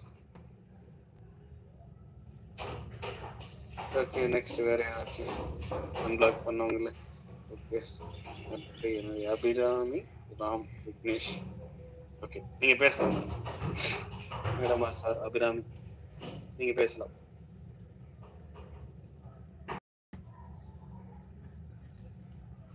Any other person?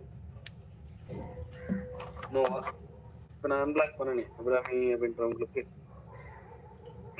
சரி, ரைட். அடுத்து அருண் சார், நீங்க பேசலாம் சார்.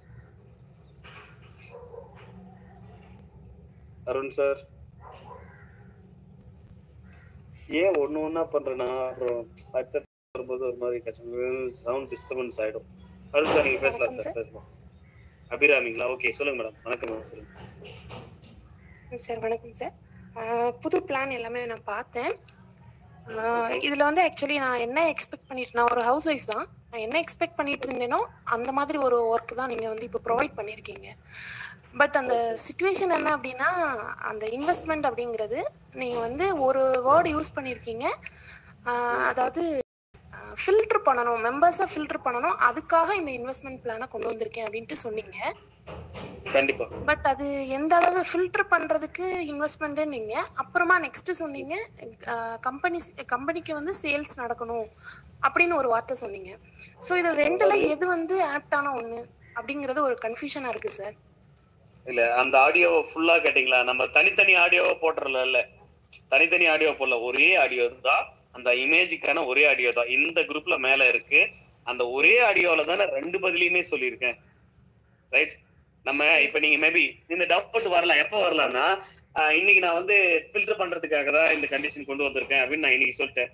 நிறைய பேர் எல்லாரும் வந்து கேள்வி கேட்காங்க. நாளைக்கு நான் என்ன பண்ணிட்டேன், கம்பெனிக்கு சேல்ஸ் கொடுக்குறோம், அதுக்காக தான் இந்த கண்டிஷன் கொண்டு வந்திருக்குன்னு சொல்லலையே.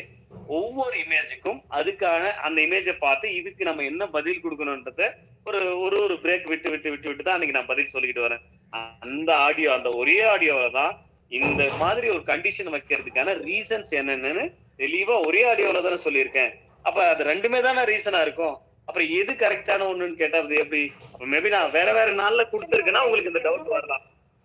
என்னோட இது என்னன்னா, நீங்க கொடுத்திருக்கக்கூடிய அந்த குவாலிஃபிகேஷன் எல்லாத்துக்குமே நான் எலிஜிபிள் சார். நான் வந்து ஒரு MA/BEd குவாலிஃபைடு ஒரு person. So basic computer knowledge எல்லாமே இருக்கு. பட் என்னால வந்து அந்த இன்வெஸ்ட்மெண்ட்டுக்கு வந்து போஸ்டா இருக்கு. ஸோ அது வந்து அதுக்கு வந்து ஏதாவது ஒரு கன்சிடரேஷன் இருக்குமா? கன்சிடரேஷன் தான் நம்ம அன்னைக்கே பண்ணிட்டோமே. உங்ககிட்ட பிளான சொல்றதுக்கு முன்னாடி அந்த வேலையை செஞ்சுட்டு வந்து தான் நான் பிளானே அனௌன்ஸ்மெண்ட் கொடுக்குறேன். அதுதான் அன்னைக்கு அந்த பிளான் அனௌன்ஸ்மெண்ட் கொடுக்கும் போதே சொல்லியிருந்தேன். அதே ஆடியோல சொல்லியிருந்தேன், இதுக்கான கரெக்ஷன்ஸ் நாங்க போட்டிருக்கோம். ஒரு 4 to 5 days வந்து அந்த இமேஜ்லயே கொடுத்துருக்குமே. 4 to 5 daysல இதை பத்தி நான் தெளிவா உங்களுக்கு சொல்றேன்னு. கன்சிடரேஷன் இருக்குமா சார் நீங்க கேக்குறீங்க. மக்கள் கேட்கறதுக்கு முன்னாடியே நான் தான் செஞ்சுட்டேனே. கன்சிடரேஷன் வேணும், இது எங்க மக்களால முடியாது, இதுக்கு ஏதாவது ஒரு ஆல்டர்னேட் இல்ல வேணும் என்னோட அப்படிங்கறத இது சொல்லியிருக்கோம். என்னன்னா சார், ஒரு 60+ ஆன ஒரு பர்சன் இருப்பாங்க.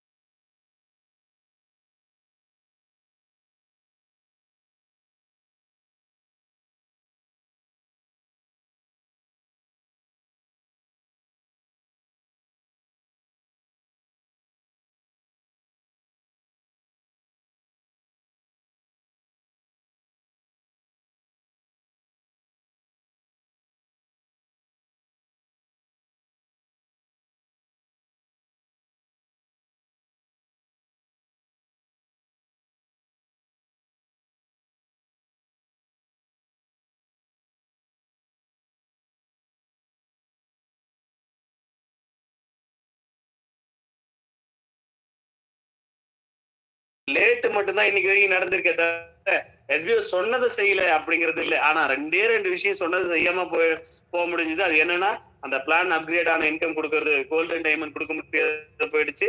இன்ட்ரோ போனஸ் கொடுத்தா கம்பெனியே இருக்காதுன்ற ஒரு பிரச்சனை வரும்போது அது வேற வாய்ப்பே இல்லை. பட் ஆனா இது அப்படி இல்ல. நம்ம இது வந்து ஒரு இன்வெஸ்ட்மெண்ட், ஒரு இன்கம், சேலரி, இந்த மாதிரியான கான்செப்ட். இதுல இன்னைக்கு வரைக்கும் எனக்கு செய்ய முடியாது போனது இல்ல. பெட்டரா தான் இருக்கும். அது லேட்டா இருக்கே தவிர கண்டிப்பா அந்த பெனிஃபிட் உங்களுக்கு வரும். இந்த பெனிஃபிட் லேட்டாவது உங்களுக்கு வரும்ன்றது அஷூரன்ஸ் கொடுக்குறேன். ஏன்னா லேட் ஆச்சுனாலே அது பிரச்சனை தான் நமக்கு. அதனால லேட் ஆகாதவே வர்றதுக்கு பண்ணுவோம்.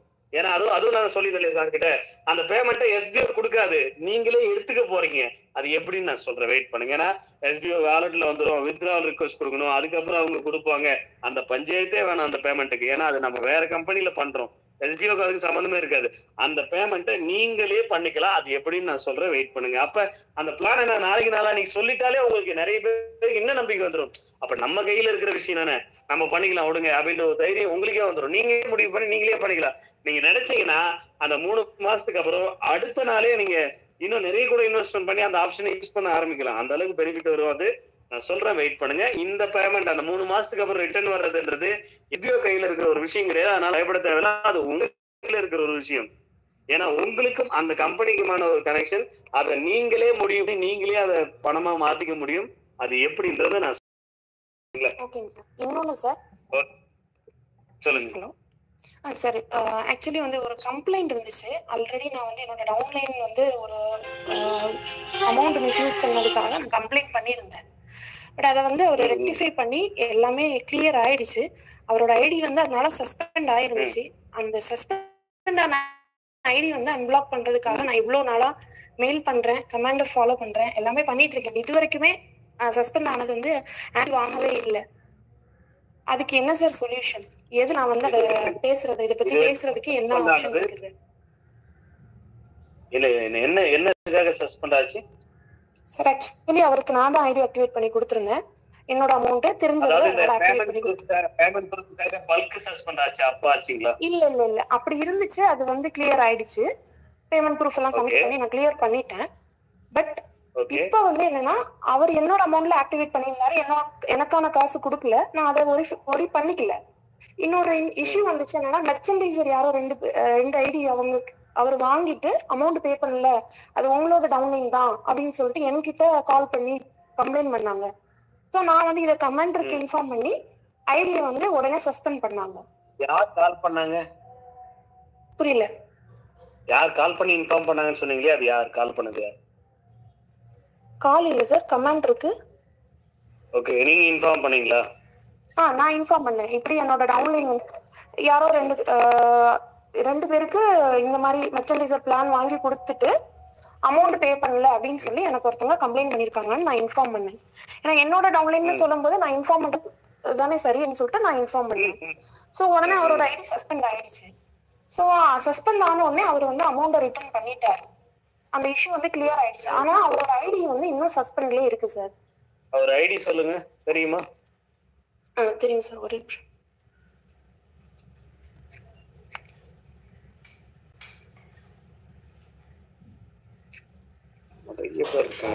பேசலாமே. ஓகே, ஐடி சொல்லுங்க.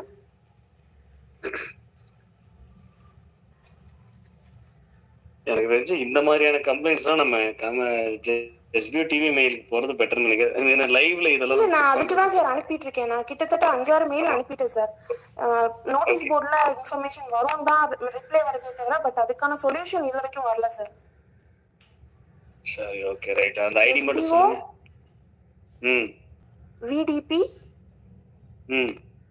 என் பிரீமியம் என் தானே? என் 555 85 89. ஓகே,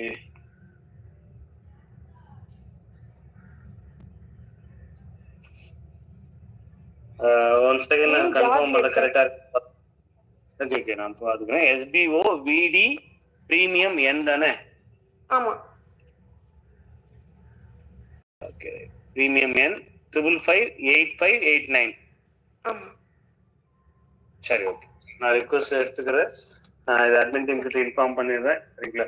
ஸோ நாளைக்கு அது என்ன பிரச்சனைன்னு பார்த்துட்டு உங்களுக்கு ஃபர்தரா இது சம்பந்தப்பட்ட பர்சனை கான்டாக்ட் பண்ண சொல்றேன். இந்த ஐடிக்கு உண்டான பர்சனை கான்டாக்ட் பண்ண சொல்றேன். ஐடி ஒரு தடவை செக் பண்ணிங்க. OVD premium N 555859. ஓகே ஓகேங்க சார். Okay right. நான் இன்ஃபார்ம் பண்ணிட்டு அவங்க பார்த்துக்கோங்க. ஓகேங்க sir. Thank you sir. Okay thank you.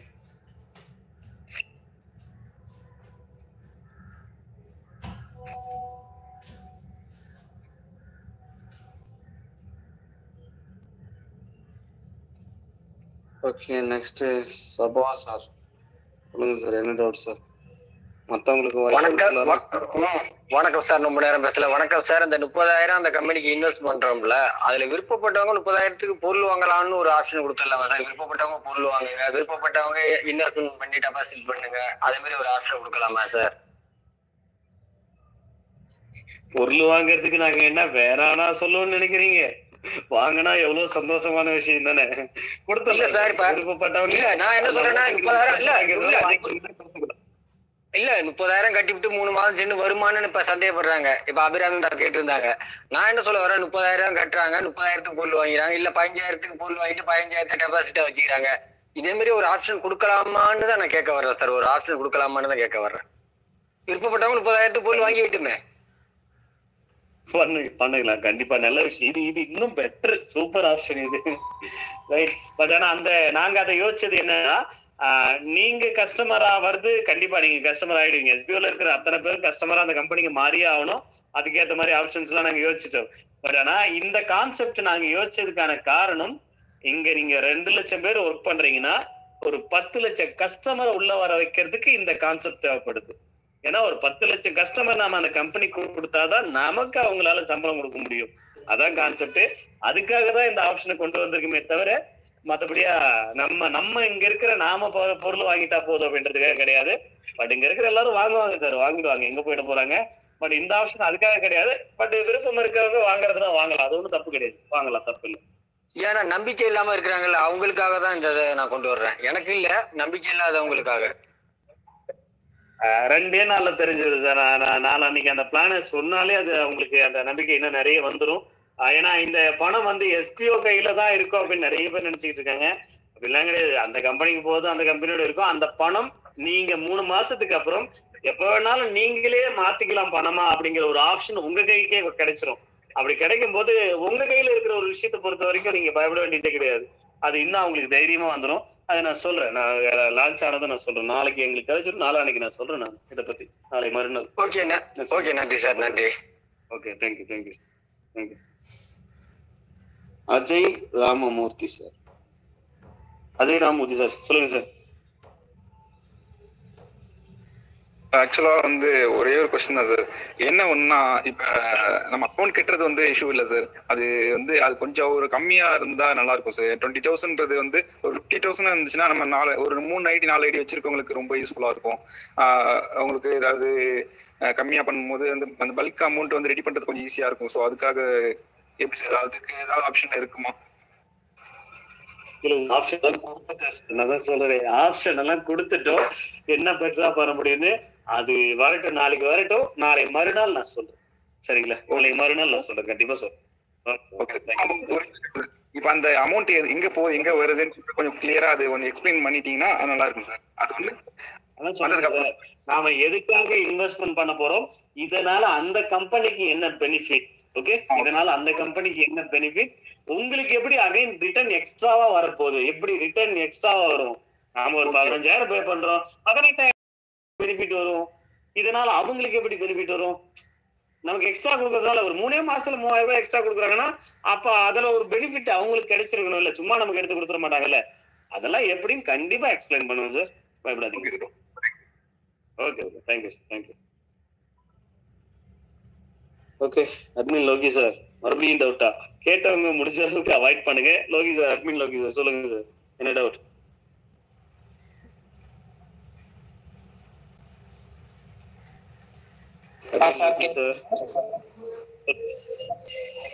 Sir இப்ப நம்ம இன்வெஸ்ட்மெண்ட் பண்றோம்ல சார், ஹலோ, அது நமக்கு டெய்லி டாஸ்க் பண்ண மாதிரி நம்ம வேலட்ல ஆட் ஆகுமா சார்?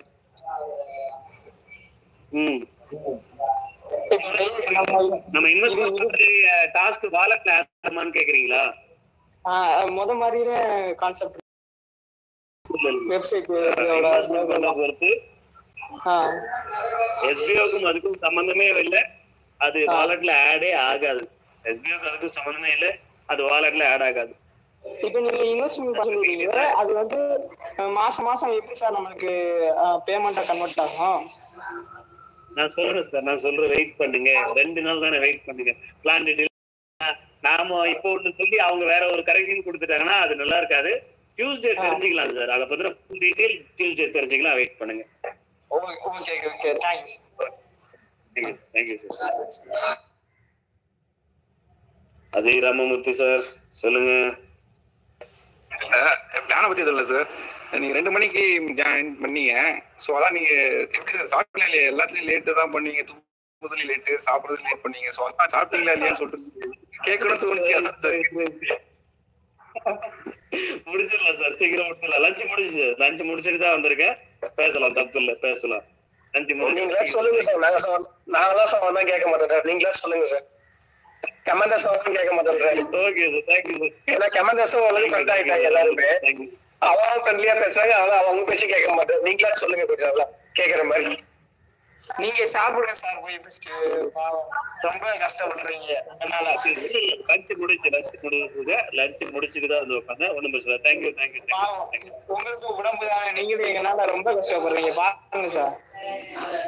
பாத்துக்கலாம், விடுங்க. ஒரு மீட்டிங் இருக்கு, ஒரு பெரிய மீட்டிங் ஒண்ணு பிளான் பண்ணிருக்கோம். அந்த மீட்டிங் வரைக்கும் கஷ்டப்பட்டுக்கலாம், அதுக்கப்புறம் ஃப்ரீயா விடலாம். ஓகே, ரொம்ப பாருங்க சார். Thank you sir. தேங்க்யூ.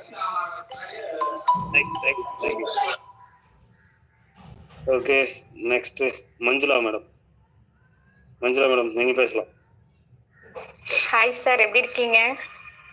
நல்லா இருக்கு மேடம், நீங்க எப்படி இருக்கீங்க? நல்லா இருக்கீங்க சார். ஜஸ்ட் உங்கள்கிட்ட பேசணும், அவ்வளவுதாங்க சார், வேற எதுவும் இல்லை. ஓகேங்க சார், கண்டிப்பா எங்களுக்கு ஃபேவரா நீங்க பண்ணி கொடுப்பீங்கன்னு தெரியும். ஓகேங்க சார், தேங்க்யூ. Thank you madam. பண்ணிடலாம் மேடம், கண்டிப்பா பண்ணிடலாம். ஓகேங்க sir. Okay madam, thank you. Okay, next Ashok Kumar sir, நீங்க பேசலாம் சார். நல்லா இருக்கீங்களா? நல்லா இருக்கேன் சார், நீங்க எப்படி இருக்கீங்க சார்? நல்லா இருக்கேன் சார். இத்தனை நாளா உங்களுக்கு வரல, கேட்டுட்டு ஆடியோவா தான் கேட்டிருக்கேன். இன்னைக்குதான் உங்க கூட நேரில் வாய்ப்பு பேசுறதுக்கு வாய்ப்பு கிடைச்சிருக்கு. சந்தோஷம் சார். ரொம்ப சந்தோஷம் சார். வேற ஒன்றும் இல்லை சார். நீங்க எப்படி மக்களுக்கு ஃபேவரா தான் பண்ணி கொடுக்க போறீங்க. இதுக்கு முன்னாடி பேசணுங்க சொன்ன மாதிரி மீண்டும் அந்த நம்பிக்கை எனக்கு இருக்கு. இதுக்கு மேல தொடர்ச்சியா ரன் பண்ணோம், நல்லபடியா வரணும்னு சொல்லி எல்லாத்துக்கும் வாழ்த்துக்கள் சொல்லிக்கிறேங்க. உங்களுக்கும் நீங்களும் எழுத்து பார்த்துக்கோங்க. எந்திரிச்ச உடனே ஆடியோ உங்க ஆடியோ கேட்டுட்டு தான் மத்த வேலை. சுப்ரபாதம். கண்டிப்பா சார். என்ன முதல்ல கொஞ்சம் ஹாப்பியா இருக்கும், மகிழ்ச்சியா இருக்கும். இப்ப என்னென்ன தகவல் சொல்ல போறாருன்னு கொஞ்சம் திக்குன்னு இருக்கு. இப்போ ஒரு 3 நாளா கொஞ்சம் கஷ்டமா இருக்கு. ஆமா சார், 3 நாளா கஷ்டமா இருக்கு. ஓகே சார், பண்ணிக்கலாம், சிறப்பா பண்ணலாம். Thank you sir. எல்லாரையும் விட்டுற மாட்டாங்க. கோபம், ஆதங்கம், ஏன்னா இங்க பிரச்சனையே இங்க இருக்கிறவங்களாலதான் பிரச்சனை வருதுன்னு நினைக்கும் போது கொஞ்சம் ஒரு கோபம், ஆதங்கம் இருக்கு. அவ்வளவுதான், பாத்துக்கலாம், செஞ்சுக்கலாம் சார், சிறப்பா பண்ணிடலாம். Thank you sir. Okay, thank you. மறுபடியும் அசோக் குமார் சார் என்ன பண்ணாரு சார்? நீங்க எதுவும் எடுத்துக்கங்க சார், அந்த ஹேண்ட் ரைஸ் பண்ணதை எடுத்துருங்க. நான் இங்க கொடுக்கும் அந்த ஹேண்ட் ரைஸ் ஆகும் கரெக்டா இருக்கு போல. ஓகே, முத்துகிருஷ்ணன் சார், நீங்க பேசலாம் sir.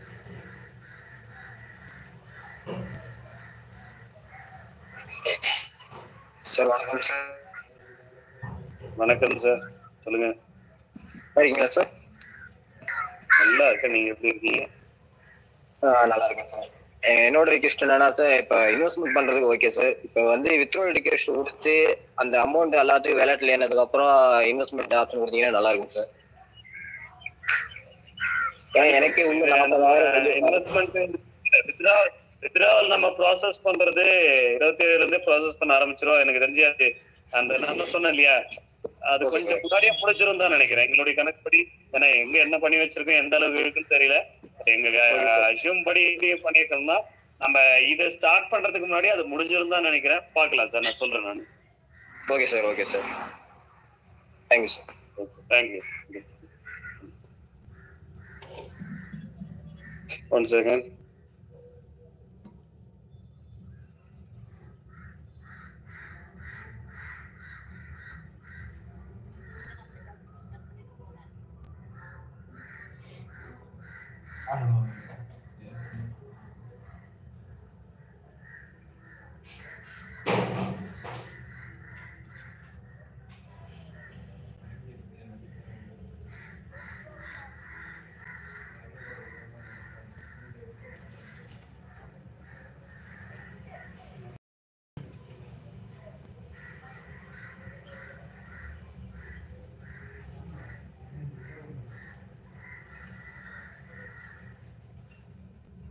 Okay, next Rohini Syed, Roshini Syed.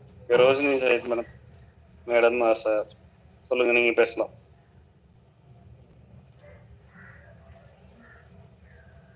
Roshini தானே நம்ம இப்ப அன்மியூட் பண்ணது, நீங்க பேசலாம்.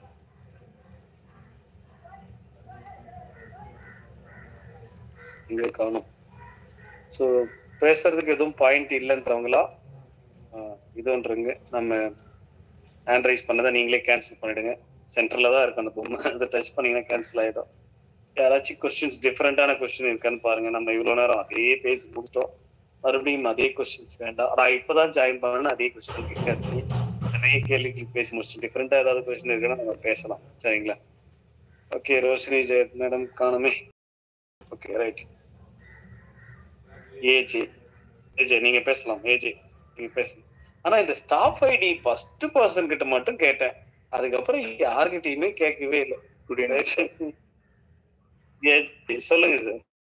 சார் அப்படி இல்ல, ஆக்சுவலி அவங்க வரும்போதே வந்து வேணும் வெறுப்பேற்றத்துக்கு வராங்க, ஓகேங்களா? வேணுமே வராங்க, நீங்க ஸ்டாஃப் ஐடின்னு கேட்டீங்க, அது பேசும்போது நீங்களே கண்டுபிடிச்சிருங்க அவங்க எதுக்காக உண்மையா தான் பேசுறாங்களா இல்ல சும்மா பேசுறாங்க கண்டுபிடிங்க, உண்மையா தான் பேசுறேன், அது வேற நீங்க கேட்காம இருக்கீங்க.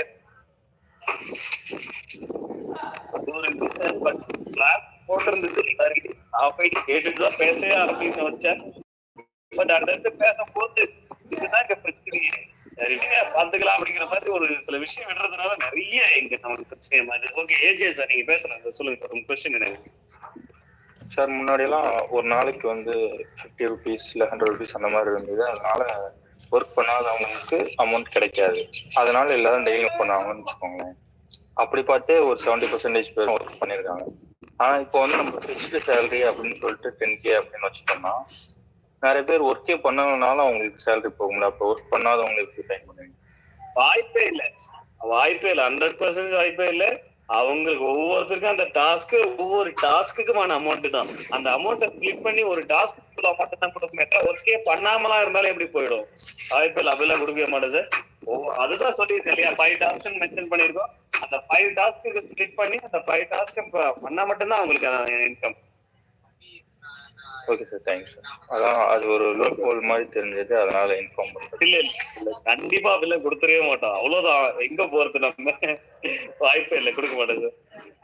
Okay thank you thank you. Okay next admin Loki Muthukrishnan sir மறுபடியுமா? ரைட், ஓகே ஓகே சொல்லுங்க சார்.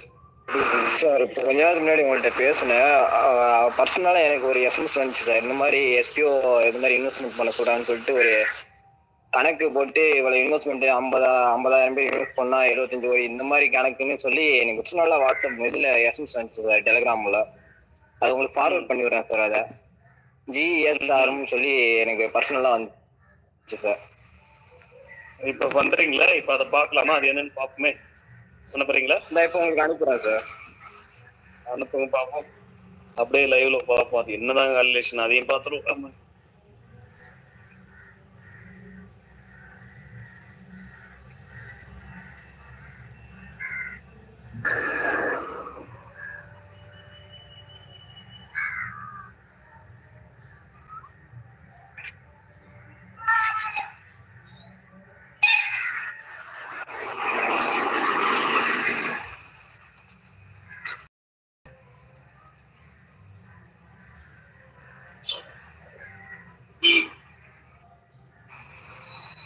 சார் எஸ்எம்எஸ் பண்ற ஆப்ஷன் காமிக்க முடியும் சார் உங்களுக்கு பர்சனலா அனுப்பிட்டீங்களா? இல்ல அனுப்புற ஆப்ஷன் காமிக்க முடியும் சார். அதான்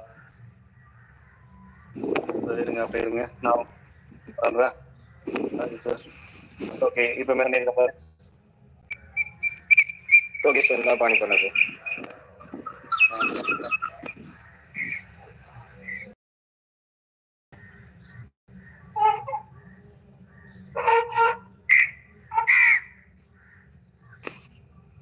சார் அவங்க அனுப்பிடணும் சார். ஸோ அது எல்லாருக்குமே தெரியும். படிப்போமா படிக்கிறதுக்கு எவ்வளவு நாள் ஆகும் தெரியலையே. சரி என்னதான்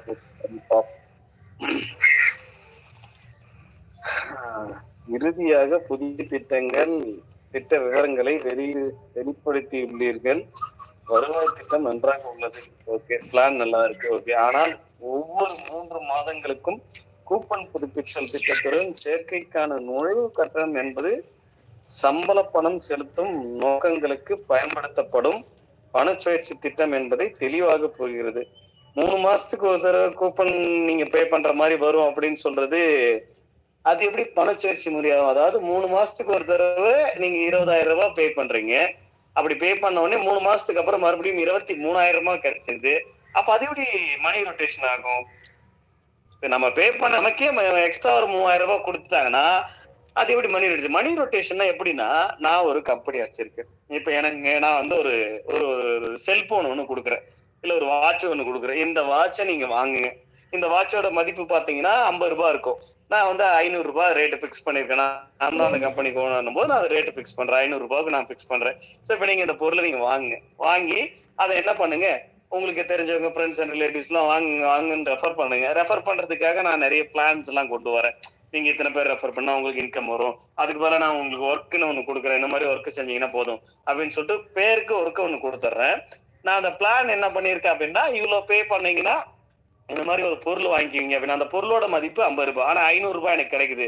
ஸோ 450 ரூபாய் லாபம் கிடைக்கும் போது மற்ற விஷயத்துக்கு எல்லாம் அந்த பொருளோட மதிப்பு 50 ரூபாய் எப்படி பிக்ஸ் பண்ணோம்னா, அந்த பொருளை மேனுஃபேக்சர் அந்த பொருளை நான் கொண்டு போய் கஸ்டமர் கிட்ட சேர்க்கிற வரைக்குமான பிரைஸ் தான் எம்ஆர்பின்னு பிக்ஸ் பண்ணும். மேக்சிமம் ரீட்டைல் பிரைஸ் இவ்வளவு வரைக்கும் வித்துக்கலாம் அப்படிங்கிறது. எம்ஆர்பி பிரைஸே பாத்தீங்கன்னா இப்ப அவங்க தான் மேனுஃபேக்சர்னும் போது அந்த பொருளை மதிப்புன்னு ஒண்ணு இருக்கு. இந்த பொருளுக்குன்னு இதுதான் மதிப்பு, நம்ம மட்டும் எவ்வளவு வேணாலும் போட்டுக்கலாம். நிறைய பேர் அப்படிதான் போடுறாங்க. சோ அந்த 50 ரூபாய் பொருளை 500 ரூபான்னு சொல்லிடுறாங்க. அப்ப 450 ரூபாய் கிடைக்கும் போது அதை வச்சு சம்பளம் போடுறதுன்னு ஒரு கான்செப்ட் இருக்கு. இங்க எப்படி இவங்களுக்கு சம்பளம் போடுவாங்கன்னா, அந்த பொருள் சேல் ஆனா மட்டும்தான். சரிங்களா? இவங்க பணம் கட்டுவாங்க, இவங்களுக்கு கீழே இருக்கிறவங்க பணம் கட்டுவாங்க, பணம் கட்டிக்கிட்டே இருப்பாங்க. எனக்கு கீழே வந்தவங்க கிட்ட இருந்து சம்பளம் அந்த பணத்தை வாங்கி எனக்கு கொடுப்பாங்க, அவங்களுக்கு கீழே இருக்கிறவங்கள்ட்ட வாங்கி அவங்களுக்கு கொடுப்பாங்க. சோ இப்படி அவங்க கிட்ட இருந்து வரதை மட்டுமே வாங்கி கொடுத்துக்கிட்டே இருந்தாங்கன்னா அதுக்கு பேர் தான் மணி ரொட்டேஷன். நான் ஒரு 500 ரூபாய் கொடுத்து வாட்ச் நான் வாங்கிட்டேன். சரிங்களா? நான் அந்த 500 ரூபாய் கொடுத்து வாட்சே வாங்குறேன்னு வச்சுங்களேன். அந்த வாட்ச் வாங்கின அந்த 500 ரூபாவை எனக்கு 600 ரூபாவை ரிட்டர்ன் கொடுத்துட்றாங்க. எனக்கு ஒரு வேலை கொடுத்து அதுக்கு சம்பளமும் கொடுத்துட்றாங்கன்னா எனக்கு இது எப்படி மணி ரொட்டேஷனா மாறும்? அந்த வாட்ச் 500 ரூபாய் அதை வாங்கினேன் நானு. அதுக்கப்புறம் எனக்கே என்ன பண்ணிட்டாங்க, ஒரு 3 மாசத்துக்கு அப்புறம் 600 ரூபாய் ரிட்டர்ன் கொடுத்துட்றாங்க. 100 ரூபாய் எக்ஸ்ட்ரா வந்துருச்சு. இப்ப நான் போட்ட காசு வந்துருச்சு, அதை விட எக்ஸ்ட்ரா எனக்கு ஒரு 100 ரூபாய் வந்துருச்சு. இங்க நான் பொருள் அப்படின்றத சொல்லல, ஒரு எக்ஸாம்பிள். ஏன்னா பொருள்னு போனா பொருள் வேற அவங்களுக்கு கிடைச்சது ஆயிடுதோம். சோ நான் ஒரு எக்ஸாம்பிளுக்கு தான் சொல்லிட்டு இருக்கேன். இப்ப 600 ரூபாய் ரிட்டர்ன் கிடைச்சிச்சு, நான் ஒர்க் பண்ணதுக்கு சம்பளமும் கிடைச்சிச்சு. அப்ப எப்படி மணி ரொட்டேஷன் பண்ணிருக்க முடியும்? அந்த கம்பெனில வருமானம்னு ஒண்ணு கீழே இருக்கிறவங்க கிட்ட தான் வாங்கி கொடுக்குறாங்க அப்படின்னா, இங்க எஸ்பிஐல நியூ ஜாயினிங் கிடையாது. இங்க இருக்கிறவங்க மட்டும் தான் பே பண்ண போறாங்க. பே பண்ண அமௌண்ட்டை மறுபடியும் என்ன பண்றாங்க, 3 மாசத்துக்கு அப்புறம் எக்ஸ்ட்ராவே திருப்பியும் கொடுத்துறேன்றாங்க. அப்ப இது எப்படி மணி ரொட்டேஷன்ல வரும்? இந்த கேள்வியே தெரியாத ஒரு பர்சன் மெசேஜ் போட்டிருக்காரு. என்னதான் போட்டிருக்காருன்னு பார்ப்போம். ஒரு சாதாரண மனிதனாக இது ஒழுங்கற்ற முறையில் பணம் வசூலிக்கும் திட்டம். ஒழுங்கற்ற முறையா இல்லையான்னு இவர் சொல்றாரு. இந்த நாலேஜே அவருக்கு வரலையே. ஃபர்ஸ்ட் அவர் இது சொல்றாரு. மற்றும் புத்திசாலித்தனத்துடன் சட்ட விதிமுறைகளை ஏமாற்றும் திட்டம் இது என்பது இந்த எளிய கணக்கீடு காட்டுகிறது. சூப்பர். அது என்ன கணக்குன்னு பாத்துரும். ஒவ்வொரு 3 மாதங்களுக்கும் ஒவ்வொரு உறுப்பினர்களுக்கும் குறைந்தபட்சம் 15,000 செலுத்த வேண்டும். ஓகே, 3 மாசத்துக்கு ஒரு தடவை. இது ஊழியர்களின் சம்பளத்திற்கு பயன்படும். உதாரணமாக ஓகே, சம்பளம் போடுறதுக்கு அது பயன்படும்ன்றாரு. ஓகே, ஒவ்வொரு பணியாளரும் சேரும் போது 15,000 செலுத்துகிறார்கள். குறைஞ்சபட்சம் 50,000 உறுப்பினர்களை கொண்டால்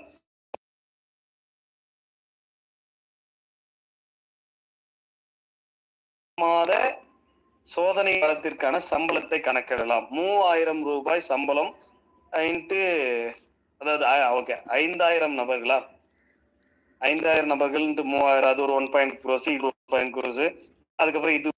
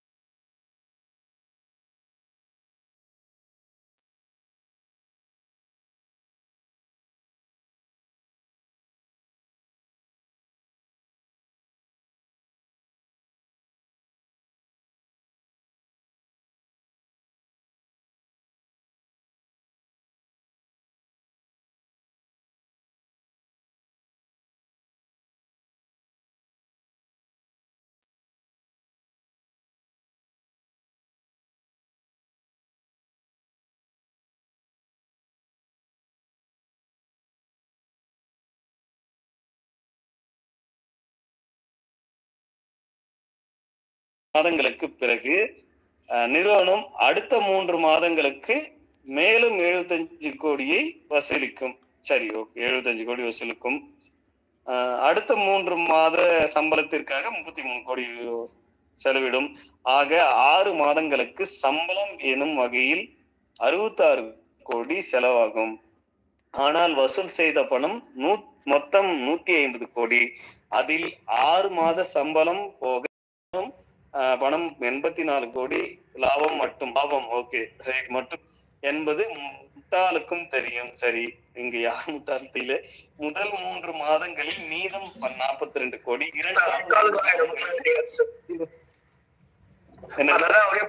முட்டாளுக்கு தான் தெரியும், நமக்கே தெரியும். சரி சரி ஓகே. இரண்டாவது 42 கோடி. சில நாட்கள் கழித்து நிறுவனம் அதன் கொள்கையை மாற்றும். ஓகே, அதாவது டேர்ம்ஸ் அண்ட் கண்டிஷன் மாற்றும்.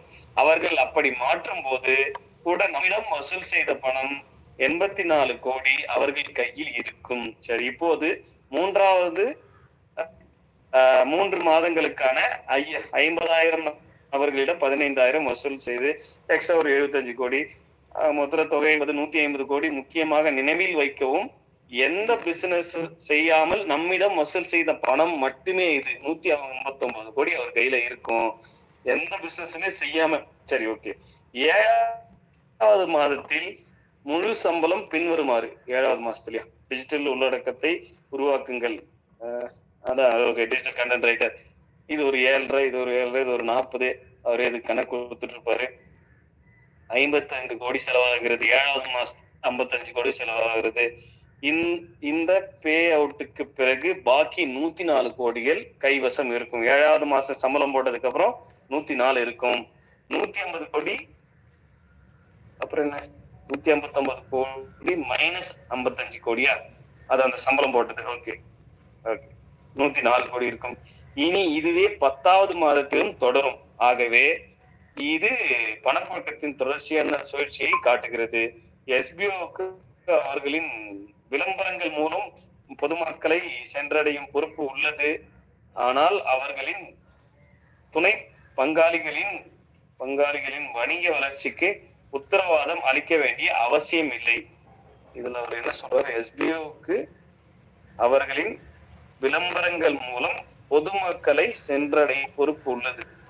சரி, ஆனால் அவர்களின் துணை பங்காளிகளின் வணிக வளர்ச்சிக்கு உத்தரவாதம் அளிக்க வேண்டிய அவசியம் இல்லை.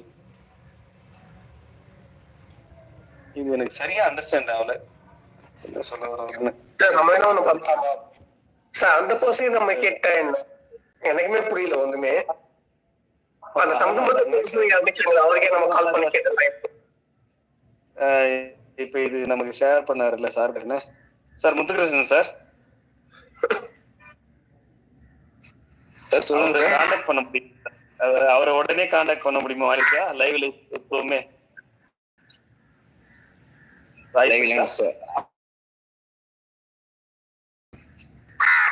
புரியல.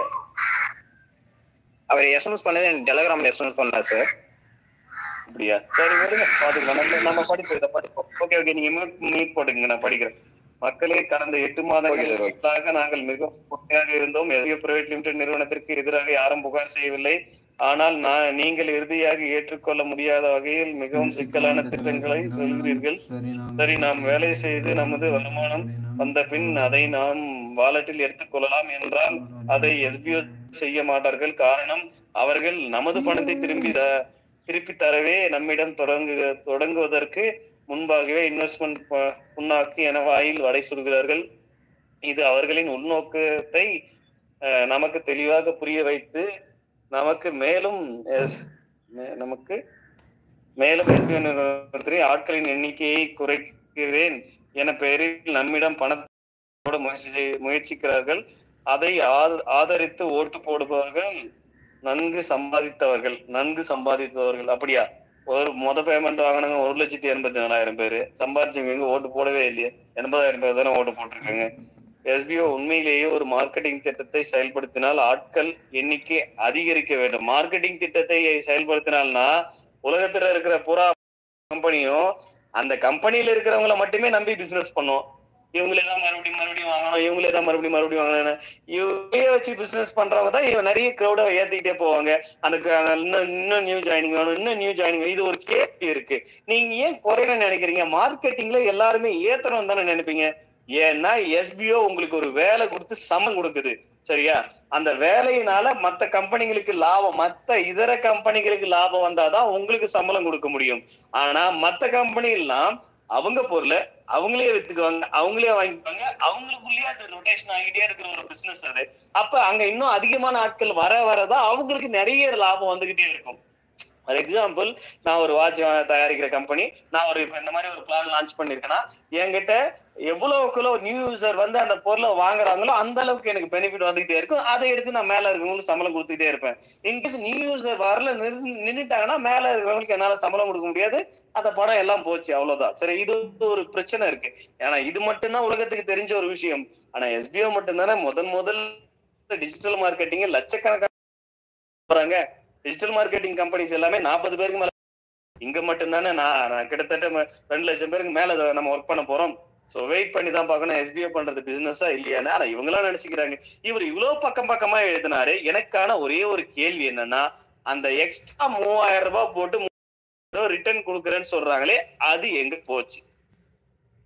ரிட்டர்ன் கொடுக்கறத பத்தி இவர் இதுல பேசவே இல்லையே. எங்க அந்த பதில் எங்க சார்? கொஞ்சம் அடுத்த பாயிண்ட் பாருங்க சார், இதுவே இன்ட்ரெஸ்டிங்கா இருக்கு.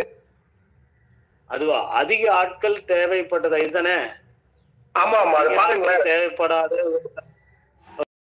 தேவைப்படாத ஒரு சந்தைப்படுத்துதல் நிறுவனத்தை பற்றி நான் கேள்விப்படுவது இதுவே முதல் முறை. அப்படியா? அது ஒண்ணும்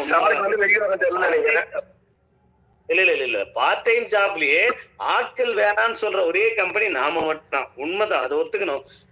இது சந்தைப்படுத்துதல் அப்படின்றத சொல்ல முடியாது இல்ல. இது வரைக்கும் இவர் எத்தனை சந்தைப்படுத்துதல் கம்பெனில இவர் ஒர்க் பண்ணிருக்காரு? டிஜிட்டல் மார்க்கெட்டிங் கம்பெனி யாராவது ஒருத்தர் எனக்கு காமிங்க. இந்தியாவிலே பார்ட் டைமா டிஜிட்டல் மார்க்கெட்டிங் இருக்கக்கூடிய கம்பெனி அதாவது ஒரு கம்பெனி காட்டுங்க. இந்த கம்பெனி டிஜிட்டல் மார்க்கெட்டிங் தான் பண்றாங்க. அவ்வளவு வேணாம் சார். இதுக்கு முன்னாடி பாத்தீங்க அப்படின்னா பார்ட் டைம்ல ஒர்க் பண்ணாங்க. அவங்க ஒர்க் பண்றதுக்கு ஏற்ற மாதிரி சேலரி நம்ம கொடுத்துருந்தோம். அதுக்கு நிறைய பேர் தேவைப்படாம போவோம். இப்போ நம்ம சேலரி பிக்சர் தானே. சோ பிக்சர் ஆகுது அப்படின்னாக்கா அந்த கம்பெனி இன்க்ரீஸ் ஆகுதுன்னு அர்த்தம். சோ இன்க்ரீஸ் ஆகுதுன்னா அந்த கம்பெனி சூஸ் பண்ணிக்கலாம், ஸ்டாப் வேணாம் அப்படின்னுட்டு. ஏன்னா பிக்சர் சேலரி கூட பார்த்தோம் அப்படின்னாக்கா அதுக்கு கேள்வி கேட்க மாட்டேன்றாங்க. ஆனா பிக்சர் பர்சன் மட்டும் இருந்தா போறோம் அப்படின்னாக்கா புதுசுனா என்ன அர்த்தம் எனக்கு புரியல. இல்ல எனக்கு அது ஜெனரலான கொஸ்டின்ஸ் எல்லாம் விடுங்க. நான் கேட்கறது அவர் கேட்ட கேள்வியிலே போட்டுருங்க. யாரு போடுறேன் சார்? சார் அவர் ஐடி அவரோட பேர் ஐடி இருக்காரு சார், உங்களுக்கு ஃபார்வர்ட் பண்ணிட்டேன். பண்ணிருக்கீங்களா?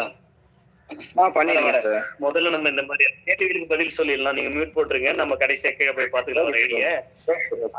என்னுடைய கேள்வி என்னன்னா, சந்தைப்படுத்துதல்னா டிஜிட்டல் மார்க்கெட்டிங் தானே. டிஜிட்டல் மார்க்கெட்டிங் கம்பெனி இது வரைக்கும் எப்ப பார்ட் டைம் ஜாப் கொடுத்துருக்கு? இதுக்கு முன்னாடி எந்த கம்பெனியை பார்த்திருக்காரு? டிஜிட்டல் சந்தைப்படுத்துதல் நிறுவனத்தை பற்றி நான் கேள்விப்படுவது இதுவே முதல் முறை. எனக்கு தெரியாத கேள்வி. மேல ஒரு பக்கமா அவ்வளவு பேசியிருக்காரு. அந்த அமௌண்ட் எல்லாம் 3 மாசத்துக்கு அப்புறம் ரிட்டர்ன் வரும், எக்ஸ்ட்ரா 3000 வரும்ன்றதே அவர் அதை போடவே இல்லையே. இந்த மாதிரியான ஆட்களால தாங்க பிரச்சனை. உட்கார்ந்து ஒரு டேர்ம்ஸ் கண்டிஷனோட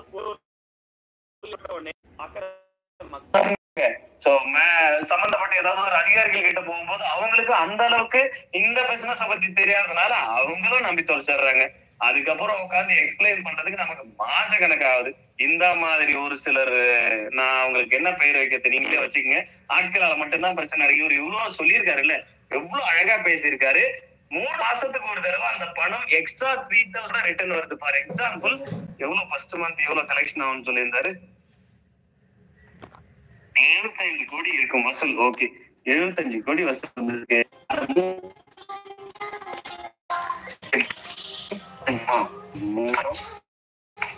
50,000 தானே அவர் கொடுத்தாரு.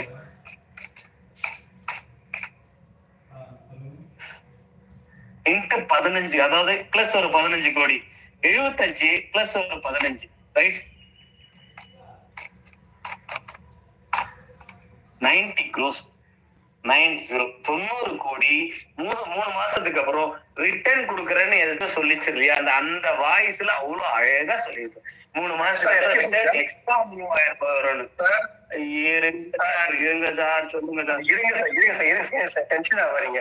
அந்த மெசேஜ் அனுப்பிச்சா பாத்தீங்களா ஒரு பர்சன் ஜிஎஸ்ஆர் அப்படின்னுட்டு, அவர் இதே குரூப்ல தான் கேட்டுருக்காரு நீங்க பேசுறது. அவருக்கு ஒரு வாய்ப்பு கொடுங்க. அவரே வந்து ஸ்கிரீன்ல இந்த குரூப்ல உட்காந்து நீங்க பேசுறத கேட்டுருந்தாரு. இந்த குரூப்ல இருக்காரு ஜிஎஸ்ஆர். ஜிஎஸ்ஆர் ஆமா ஆமா இருக்காரு. நீங்க இப்ப செக் பண்ண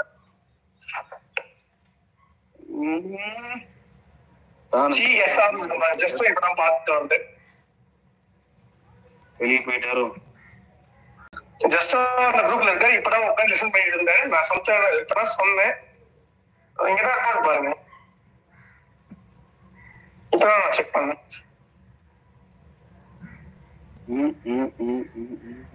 சார் இது ஆண்ட்ரைஸ் பண்றாரு பாருங்க. சார் நான் கொடுத்துட்டேன், நான் ஸ்பீக்கே கொடுத்துட்டேன்.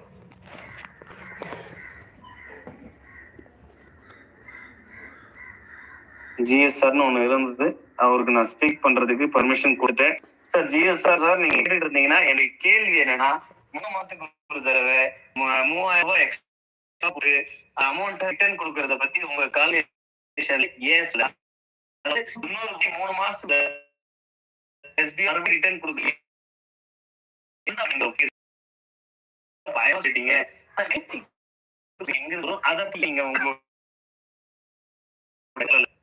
ஒரு கேள்வி சார். எனக்கு கேள்வி என்ன வச்சுக்கோங்களேன், அந்த பெண்டிங் பர்சன்ஸ் ரீஃபண்ட் பண்ணீங்களா, அதை பத்தி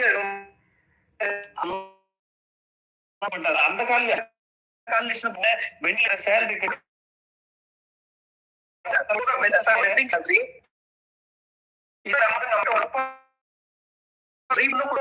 பாத்தீங்களா? அது எங்க ஆமா இல்ல நிறைய மறந்துட்டாரு. நிறைய ஸ்டாஃப் நம்ம இப்போ வரைக்கும் ஆல்ரெடி ரீஃபண்ட் கொடுத்துருக்கோம், அவங்களுக்கு சேலரியும் கொடுத்துருக்கோம். ஓகேங்களா? அப்ப அவங்க கட்டின போது ஒரு விஷயம் இல்ல. அப்படி இருக்கிற பஸ்ல இப்ப இன்னொரு 10% எல்லாருக்குமே நம்ம ரீஃபண்டும் கொடுக்கறோம், சேலரியும் கொடுக்க போறோம். என்னுடைய கேள்வி, அவரு நம்ம எக்ஸ்ட்ரா அவர் போட்ட கணக்குல இருந்து நம்ம ரிட்டர்ன் கொடுக்கறதுக்கு காசு எங்க இருந்து வரும்? நம்ம அதை வச்சுதான் சம்பளம் போட்டுறோம்னா, அப்ப சம்பளம் போட்டதுக்கு அப்புறம் ரிட்டர்ன் எப்படி கொடுக்க முடியும்? அதுவும் எக்ஸ்ட்ரா ஒரு 15% வாயில சொல்லும் போது டக்குன்னு அதை பணமா பாக்குறதுக்குள்ள ஒரு பழைய ஆயிரம் பாருங்க. அது நமக்கு தெரியும், அவங்களுக்கு தெரிய மாட்டேங்குது. ஏன் அதை பத்தி ஏன் சொல்லவே இல்லை? இதை பத்தி இப்ப பாக்குற எத்தனை லைவ்ல இருக்காங்க, நீங்களே பார்த்து தெரிஞ்சுக்க. மக்கள் எப்படி இந்த மாதிரி மிஸ் அண்டர்ஸ்டாண்டிங் தான் எங்களுக்கு பிரச்சனையாவே வந்து முடியுது. ஓகே, அடுத்த பாயிண்ட். சங்கர் பேசுகிறார், வெறும் வீடியோ பார்த்தால் அல்லது ஷேர் செய்தால் ஒன்றும் பலனில்லை என்கிறார். அப்புறம் இத்தனை நாட்கள் செய்ய வைத்தார். எந்த அடிப்படையில் என்றால் கிட்டத்தட்ட 4 வேலைகளை இது வரைக்கும் நாங்கள் கொடுத்துள்ளோம். அது அத்தனையும் ட்ரைனிங்காக. நீங்கள் நாம என்ன ஃபியூச்சர்ல ஒர்க் கொடுக்க போறோமோ அதை பேஸ் பண்ணி மட்டும்தான். நாங்க நீங்க பார்த்த வீடியோல தான் வருதுன்னு என்னைக்குமே எங்கேயுமே நாங்க சொன்னதும் கிடையாது. சரியா? பட் அதையும் தாண்டி ஒரு சில ரீசன், சில விஷயங்கள் நாங்க அதுக்குள்ள வச்சிருக்கோம். எல்லாத்தையும் ஒப்பனா சொல்ல முடியாது. பட் அந்த வீடியோனாலாம் ஒரு யூஸும் கிடையாது. சரிங்களா? அந்த கம்பெனி கிட்ட இருந்து வரப்போறதும் கிடையாது. அதுக்கு முன்னாடி நிறைய அதுக்கு புரோக்கர் கம்பெனிஸ் நிறைய இருக்கு. அதெல்லாம் வேற வேற பிசினஸ், ஃபியூச்சர் பிசினஸ் நிறைய விஷயத்துக்காக பணம் வாங்கியிருக்கோம். அதெல்லாம் நம்ம பண்ண போறோமே தவிர சோ அதனால மட்டும்தான் வருது அப்படிங்கறதெல்லாம் கிடையாது. இத்தனை நாட்கள் ஏன் பார்க்க வச்சோம் இந்த கேள்வி கண்டிப்பா கேட்டாங்க. சோ அதுக்கு இன்கம், சோர்ஸ் ஆஃப் இன்கம் எங்க இருந்து கொடுத்தீங்கன்னு கேட்டாங்க. அதெல்லாம் தெளிவா சொல்லிட்டோம். ஏன்னா இங்க முதல்ல உங்களுக்கு ஒரு விஷயத்த கத்து கொடுக்கணும், அதுக்கு அவங்கள பழக்கப்படுத்தணும். நாம ஒரு கம்பெனிட்ட வேலைக்கு போறோம் அப்படின்னா அங்க போய் எந்த ஒரு மிஸ்டேக்கும் இல்லாத சொல்றதை செய்யணும். எஸ்பிஓ கமெண்ட் போடுற ஒரு ஒர்க்குன்னு ஒண்ணு கொடுத்துச்சு, அதை எவ்வளவு அழகா நீங்க செஞ்சீங்கன்னு தெரியும். உட்காந்துக்கிட்டு அவ்வளவு கேவலமா இங்க நீங்க பேசிட்டு இருந்தாங்க இல்லையா, யூடியூப்ல எங்க பார்த்தாலும் கமெண்ட் போடுறீங்க இல்லையா, அதே கூட்டம் உட்காந்துக்கிட்டு ஆர்டிகல் ரேட்டிங் பண்ற இடத்துலயும் அதே மாதிரி கேவலமான வார்த்தைகளை யூஸ் பண்ணி கமெண்ட் பண்ணிட்டு இருக்கீங்க. இத்தனைக்கும் எஸ்பிஓ அன்னைக்கு ரன் ஆகிட்டு இருந்தது, ரெகுலரா சம்பளம் கொடுத்துக்கிட்டு இருந்தோம். நவம்பர் மாசம் தான் ஆர்டிகல் ரேட்டிங்ல கமெண்ட் எல்லாம் போடுற ஆப்ஷன் கொடுத்தோம்னு நினைக்கிறேன். ரெகுலரா ரன் ஆயிட்டு ரெகுலரா சம்பளம் போட்டுக்கிட்டு இருந்த அந்த பீரியட்லயே அந்த மாதிரியான வேர்ட்ஸ் யூஸ் பண்ணிட்டு இருக்கீங்க அப்படின்னா இந்த மாதிரியான ஆட்கள்லாம் வச்சுக்கிட்டு என்ன பண்ண முடியும்? முதல்ல அதை நாங்க உங்களுக்கு பழக்கப்படுத்தணும், கத்துக் கொடுக்கணும். எடுத்த உடனே எந்த ஒரு பர்சனும் உங்களை தூக்கி ஒர்க்குன்னு கொடுத்துட மாட்டாங்க. முதல்ல உங்களை பழக்கப்படுத்தணும். நம்ம கிட்ட ஒரு பேக்கப் இருக்கு, நம்ம கிட்ட ஒரு கம்பெனி இருக்கு, நம்ம கிட்ட ஒரு டீம் இருக்கு. நாங்க இந்த மாதிரியான வேலைகளுக்கு அவங்களுக்கு பழக்கப்படுத்தி இருக்கணும், கம்பெனி கிட்ட ப்ரூவ் பண்ணணும். அதெல்லாம் பண்ணாதான் நம்மளை நம்பி கோடி கொண்டாந்து கொடுப்பாங்க. சரியா? ரைட். அதையும் இப்ப இருக்கிற சிச்சுவேஷனுக்கு நாங்க சேல்ஸும் பண்ணி கொடுக்குறோம், கேரண்டிடா, எங்களை நம்புங்க, இத்தனை லட்சம் பேருக்கு வாழ்க்கை கொடுங்க அப்படின்னு இப்படி நிப்ப பத்தியா அப்படித்தான் நின்று இருக்கும். அதை கொடுத்துருக்காங்க, அதை நம்ம சரியா பயன்படுத்தணும். இந்த மாதிரி உட்காந்துட்டு பக்கமா பேசினா மட்டும் போதாது, எவிடன்ஸோட பேசணும். அகைன் 90 crores ரிட்டர்ன் போறதுக்கான சோர்ஸ் ஆஃப் இன்கம் எங்க சார்? அதை பத்தி நீங்க ஏன் உங்க கால்குலேஷன்ல சொல்லல? என் கேள்வி அதுதான். அவர் அன்பிளாக்கும் பண்ணி விட்டுருக்கேன், பேச மாட்டாரு. நம்ம அடுத்த பாயிண்ட பத்தி பேசலாம். அவரே சொல்கிறார் ஆட்கள் குறைக்குதான் பணம் கேட்கிறேன் என்று. அதுக்கு மட்டுமா இன்னொரு பாயிண்ட் சேர்த்திருந்தனே, அந்த பாயிண்ட் மட்டும் ஏன் ஒருத்தருடைய காதலையுமே விழவே இல்லை? முதல் பாயிண்ட் கேட்டவொடனே டக்குன்னு அப்படியே அந்த ஆடியோ ஆஃப் பண்ணிட்டு ஓடுறீங்களா எல்லாரும், இல்ல போட தூக்கி போட்டு உடச்சிருவீங்களா? ஏன் அடுத்த பாயிண்ட் உங்க காதுல யாருலயும் விழல? அப்போதுதான் அவர்கள் சரியாக செயல்படுவார்கள் என்கிறார். மீண்டும் அதே சங்கர் 2 நிபந்தனை மட்டும் வைத்தால் போதும், 3/4 நபர்கள் வெளியேறி விடுவார்கள் என்கிறார். அப்படியானால் அந்த நிபந்தனை வைப்பதன் மூலம் ஆட்கள் குறைக்கலாம். ஆனால் சங்கர் ஒத்துக்கொள்ள மாட்டார். அப்ப இன்னொரு பாயிண்ட்னு ஒண்ணு இருந்துச்சு, நீங்க காதை பூத்திக்கிட்டீங்களே, அந்த பாயிண்ட்டுக்கு என்ன பதில்? இதுக்கும் பதில் அவர்கிட்ட இருக்காது. எப்படி கம்பல்சரியா பிக்ஸ்டு சேல்ஸ் கொடுக்க முடியும்? ஸோ கிட்டத்தட்ட நம்ம எக்ஸாம்பிள் சொல்லணும்னா 10 லட்சம் கஸ்டமர்ஸ் நம்ம அந்த கம்பெனி கொடுத்தாகணும். நமக்கு அப்ப சம்பளம், அந்த அளவுக்கு சம்பளம் நமக்கு கொடுப்பாங்க அவங்க. 10 லட்சம் கஸ்டமர்ஸ் எப்படி கொடுக்கறது? எவ்ரி மந்த் 10 லட்சம் கஸ்டமர்ஸ் அங்க போகணும். வழி என்ன தெரியுமா? எஸ்பிஓக்கு தெரியும். அதனாலதான் நாங்க இங்க உட்காந்து பேசிக்கிட்டு இருக்கோம், நீங்க கேட்டுட்டு இருக்கீங்க. இது தெரியாம இருக்கிறதுனாலதான் அரைக்குறையா ஜிஎஸ்ஆர் மெசேஜ் பண்ணிட்டு இருக்காரு. சுருக்கமாக சங்கருக்கு மார்க்கெட்டிங் பற்றி ஒன்றும் தெரியவில்லை. ஒன்றும் தெரியாதுதானா இத்தனை லட்சம் பேருக்கு சம்பளம் கொடுக்கணும்?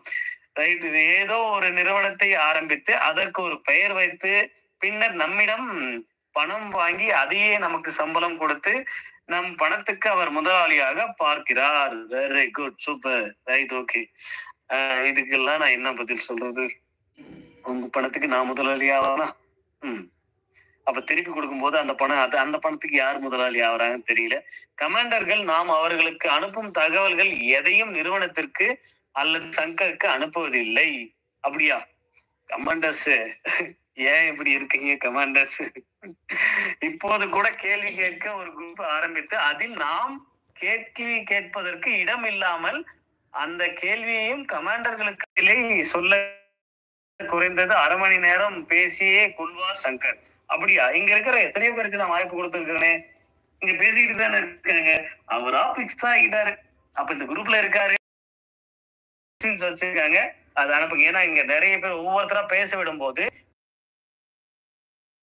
ஃபர்ஸ்ட் இதுக்கெல்லாம் ஒரு நான் ஏன் அதை முதல்ல அதுக்கு ஆன்சர் கொடுக்க ஆரம்பிச்சேன்னா, அப்ப இடையில தான் உட்காந்து இதை டைப் பண்ணிருக்காரு சாரு.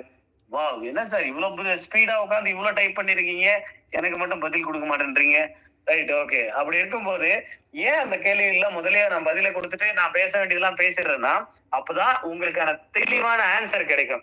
எடுத்த உடனே வச்ச நம்ம பேசிக்கிட்டே இருந்தோம். இங்க 100 பேருக்கு மேல லைவ்ல இருக்காங்க, கரெக்ட் தானே? போய் சொல்லியா நான் 100 பேருக்கு மேல லைவ்ல இருக்காங்க. ஃபர்ஸ்ட் எல்லாம் 100-150 பேருக்கு மேல லைவ்ல இருந்தாங்க. சோ அத்தனை பேரையும் பதில் சொல்றதை விட அத்தனை பேருக்குள்ளயும் ஓடிக்கிட்டு இருக்கிற கேள்வி என்ன, அதுக்கான பதில் வேணும். நான் சொன்னேன் இல்லையா, எங்க புரிதல் கம்மியா இருக்கு, அண்டர்ஸ்டாண்டிங் மக்கள் கிட்ட கம்மியா இருக்கு. தெளிவுபடுத்துறதுக்காக தான் என்ன வச்சிருக்காங்க. அதை நான் தெளிவுபடுத்துறேன், என் டியூட்டி அதுதானே. அதனாலதான் நான் ஃபர்ஸ்ட் தெளிவுபடுத்துறேன். நான் பேசியே கொள்றேன்னு ஏன் உங்களுக்கு தெரியுதுன்னா, கம்பெனி பணம் வர்றதுக்கு மட்டும்தான் தேவையே தவிர அது சொல்ற எந்த இன்ஸ்ட்ரக்ஷனையும் நாம காது கொடுக்க தயாரா இல்லை. ஏன்னா எனக்கு தெரிஞ்சவங்க பேங்க்ல ஒர்க் பண்றாங்க, சரிங்களா? அவ்வளவு ஏங்க இந்த கம்பெனி ஒரு insurance company, star health insurance, பேர் சொல்றேனே, நாம அவங்க கூட ஒரு சில பிசினஸ் ஆக்டிவிட்டிஸ்ல இருக்கும், சரிங்களா? ஃபியூச்சர்ல பண்ண போறோம். நான் சொன்னேன் இல்லையா, பேர் சொல்லிட்டேன்.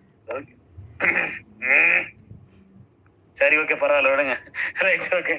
ஏன்னா ஸ்டார் ஹெல்த் இன்சூரன்ஸ்ல ஒரு வாரம் மீட்டிங் வைப்பாருங்க ஒருத்தர், சரியா? எல்லாரும் போய் அட்டென்ட் பண்ணணும். எனக்கு தெரிஞ்சவங்க அட்டென்ட் பண்ணிருக்காங்க. 2.5 மணி நேரம் எப்படி சேல்ஸ கொண்டு வரதுன்னு சொல்லிட்டு எவ்ரி வீக் 2.5 மணி நேரம், மினிமம் 2 மணி நேரம் அட்டென்ட் பண்ணியே ஆகணும். அவங்க சொல்றத காது கொடுத்து கேட்டே ஆகணும். என் ஃப்ரெண்ட் ஒர்க் பண்ணிட்டு இருக்காப்ல, சரியா? அழுவா உட்காந்துக்கிட்டு கேட்கலாம். ரைட், இன்னைக்குன்னா ஒரு நாளைக்கு 1/2 மணி நேரம் 1 மணி நேரம் ஆடியோ போடுறேன்னா அது அவ்வளவு கஷ்டமா இருக்கு கேட்கறதுக்கு.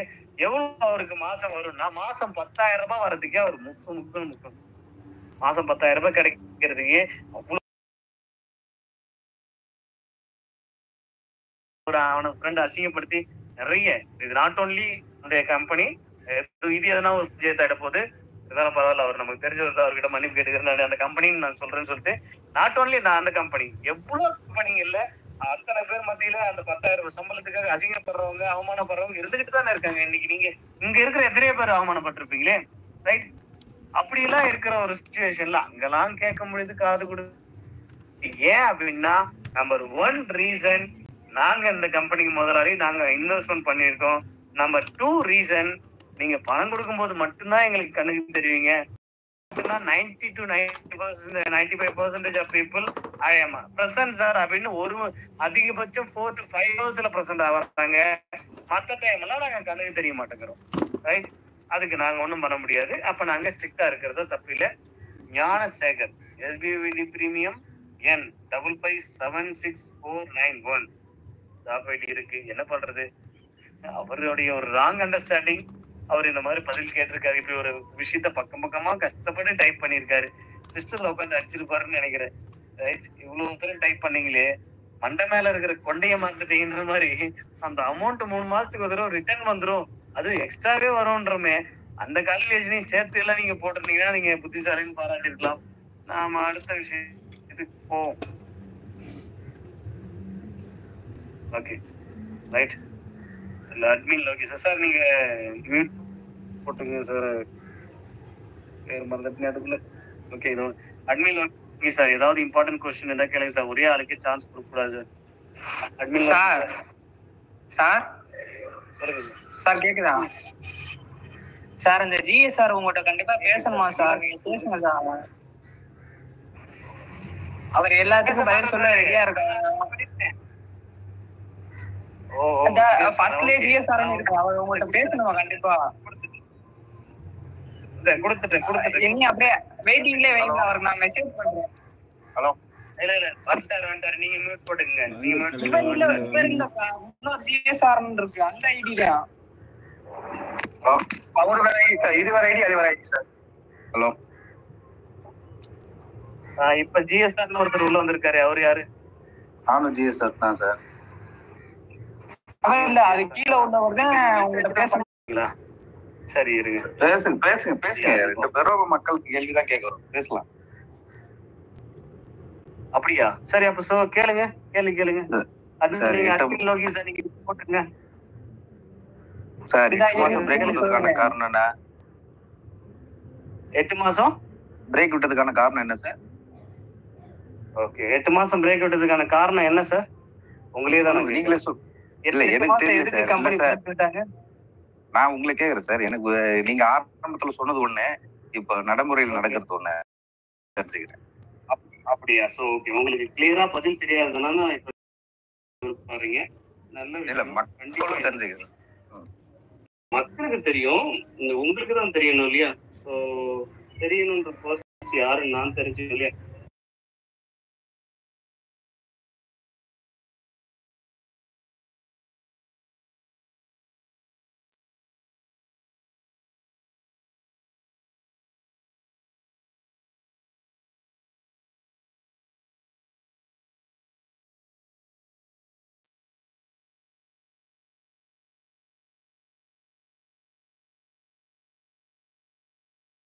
ஓகே, SBO VDP 5510 995 வைஃப் நேம்ல இருக்கும். 995. ஓகே, மஞ்சுளா தேவி கரெக்ட்டுங்களா? Correct sir. அவங்க நேம்ல ஐடி எடுத்திருக்கீங்களா? ஆமா. அவங்க மெயில் ஐடி சொல்லுங்க சார். சார் கேட்கணும், கூப்பிட்டு கேட்குறேன். இல்லை சார், நான் கேட்குற கேள்வி கேட்கும்போது நான் ஒய்ஃபை கூப்பிட்டு மெயில் ஐடி அந்த டீட்டெயில் இல்லாம சார் இப்போ கேட்டதுக்கு டைம் இல்லை சார். பேசுறதுக்கான வாய்ப்பு கிடைச்சது. நான் பதில் 100% கொடுப்பேன்.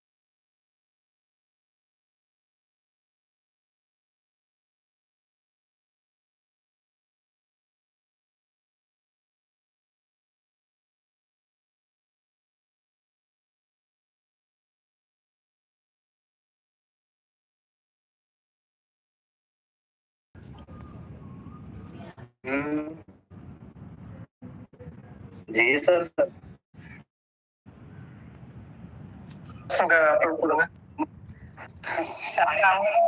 ஜிஎஸ்ஆர் போயிட்டாரு. ஆனா அவங்ககிட்ட ரொம்ப பேசணும்னு சொன்னாரு.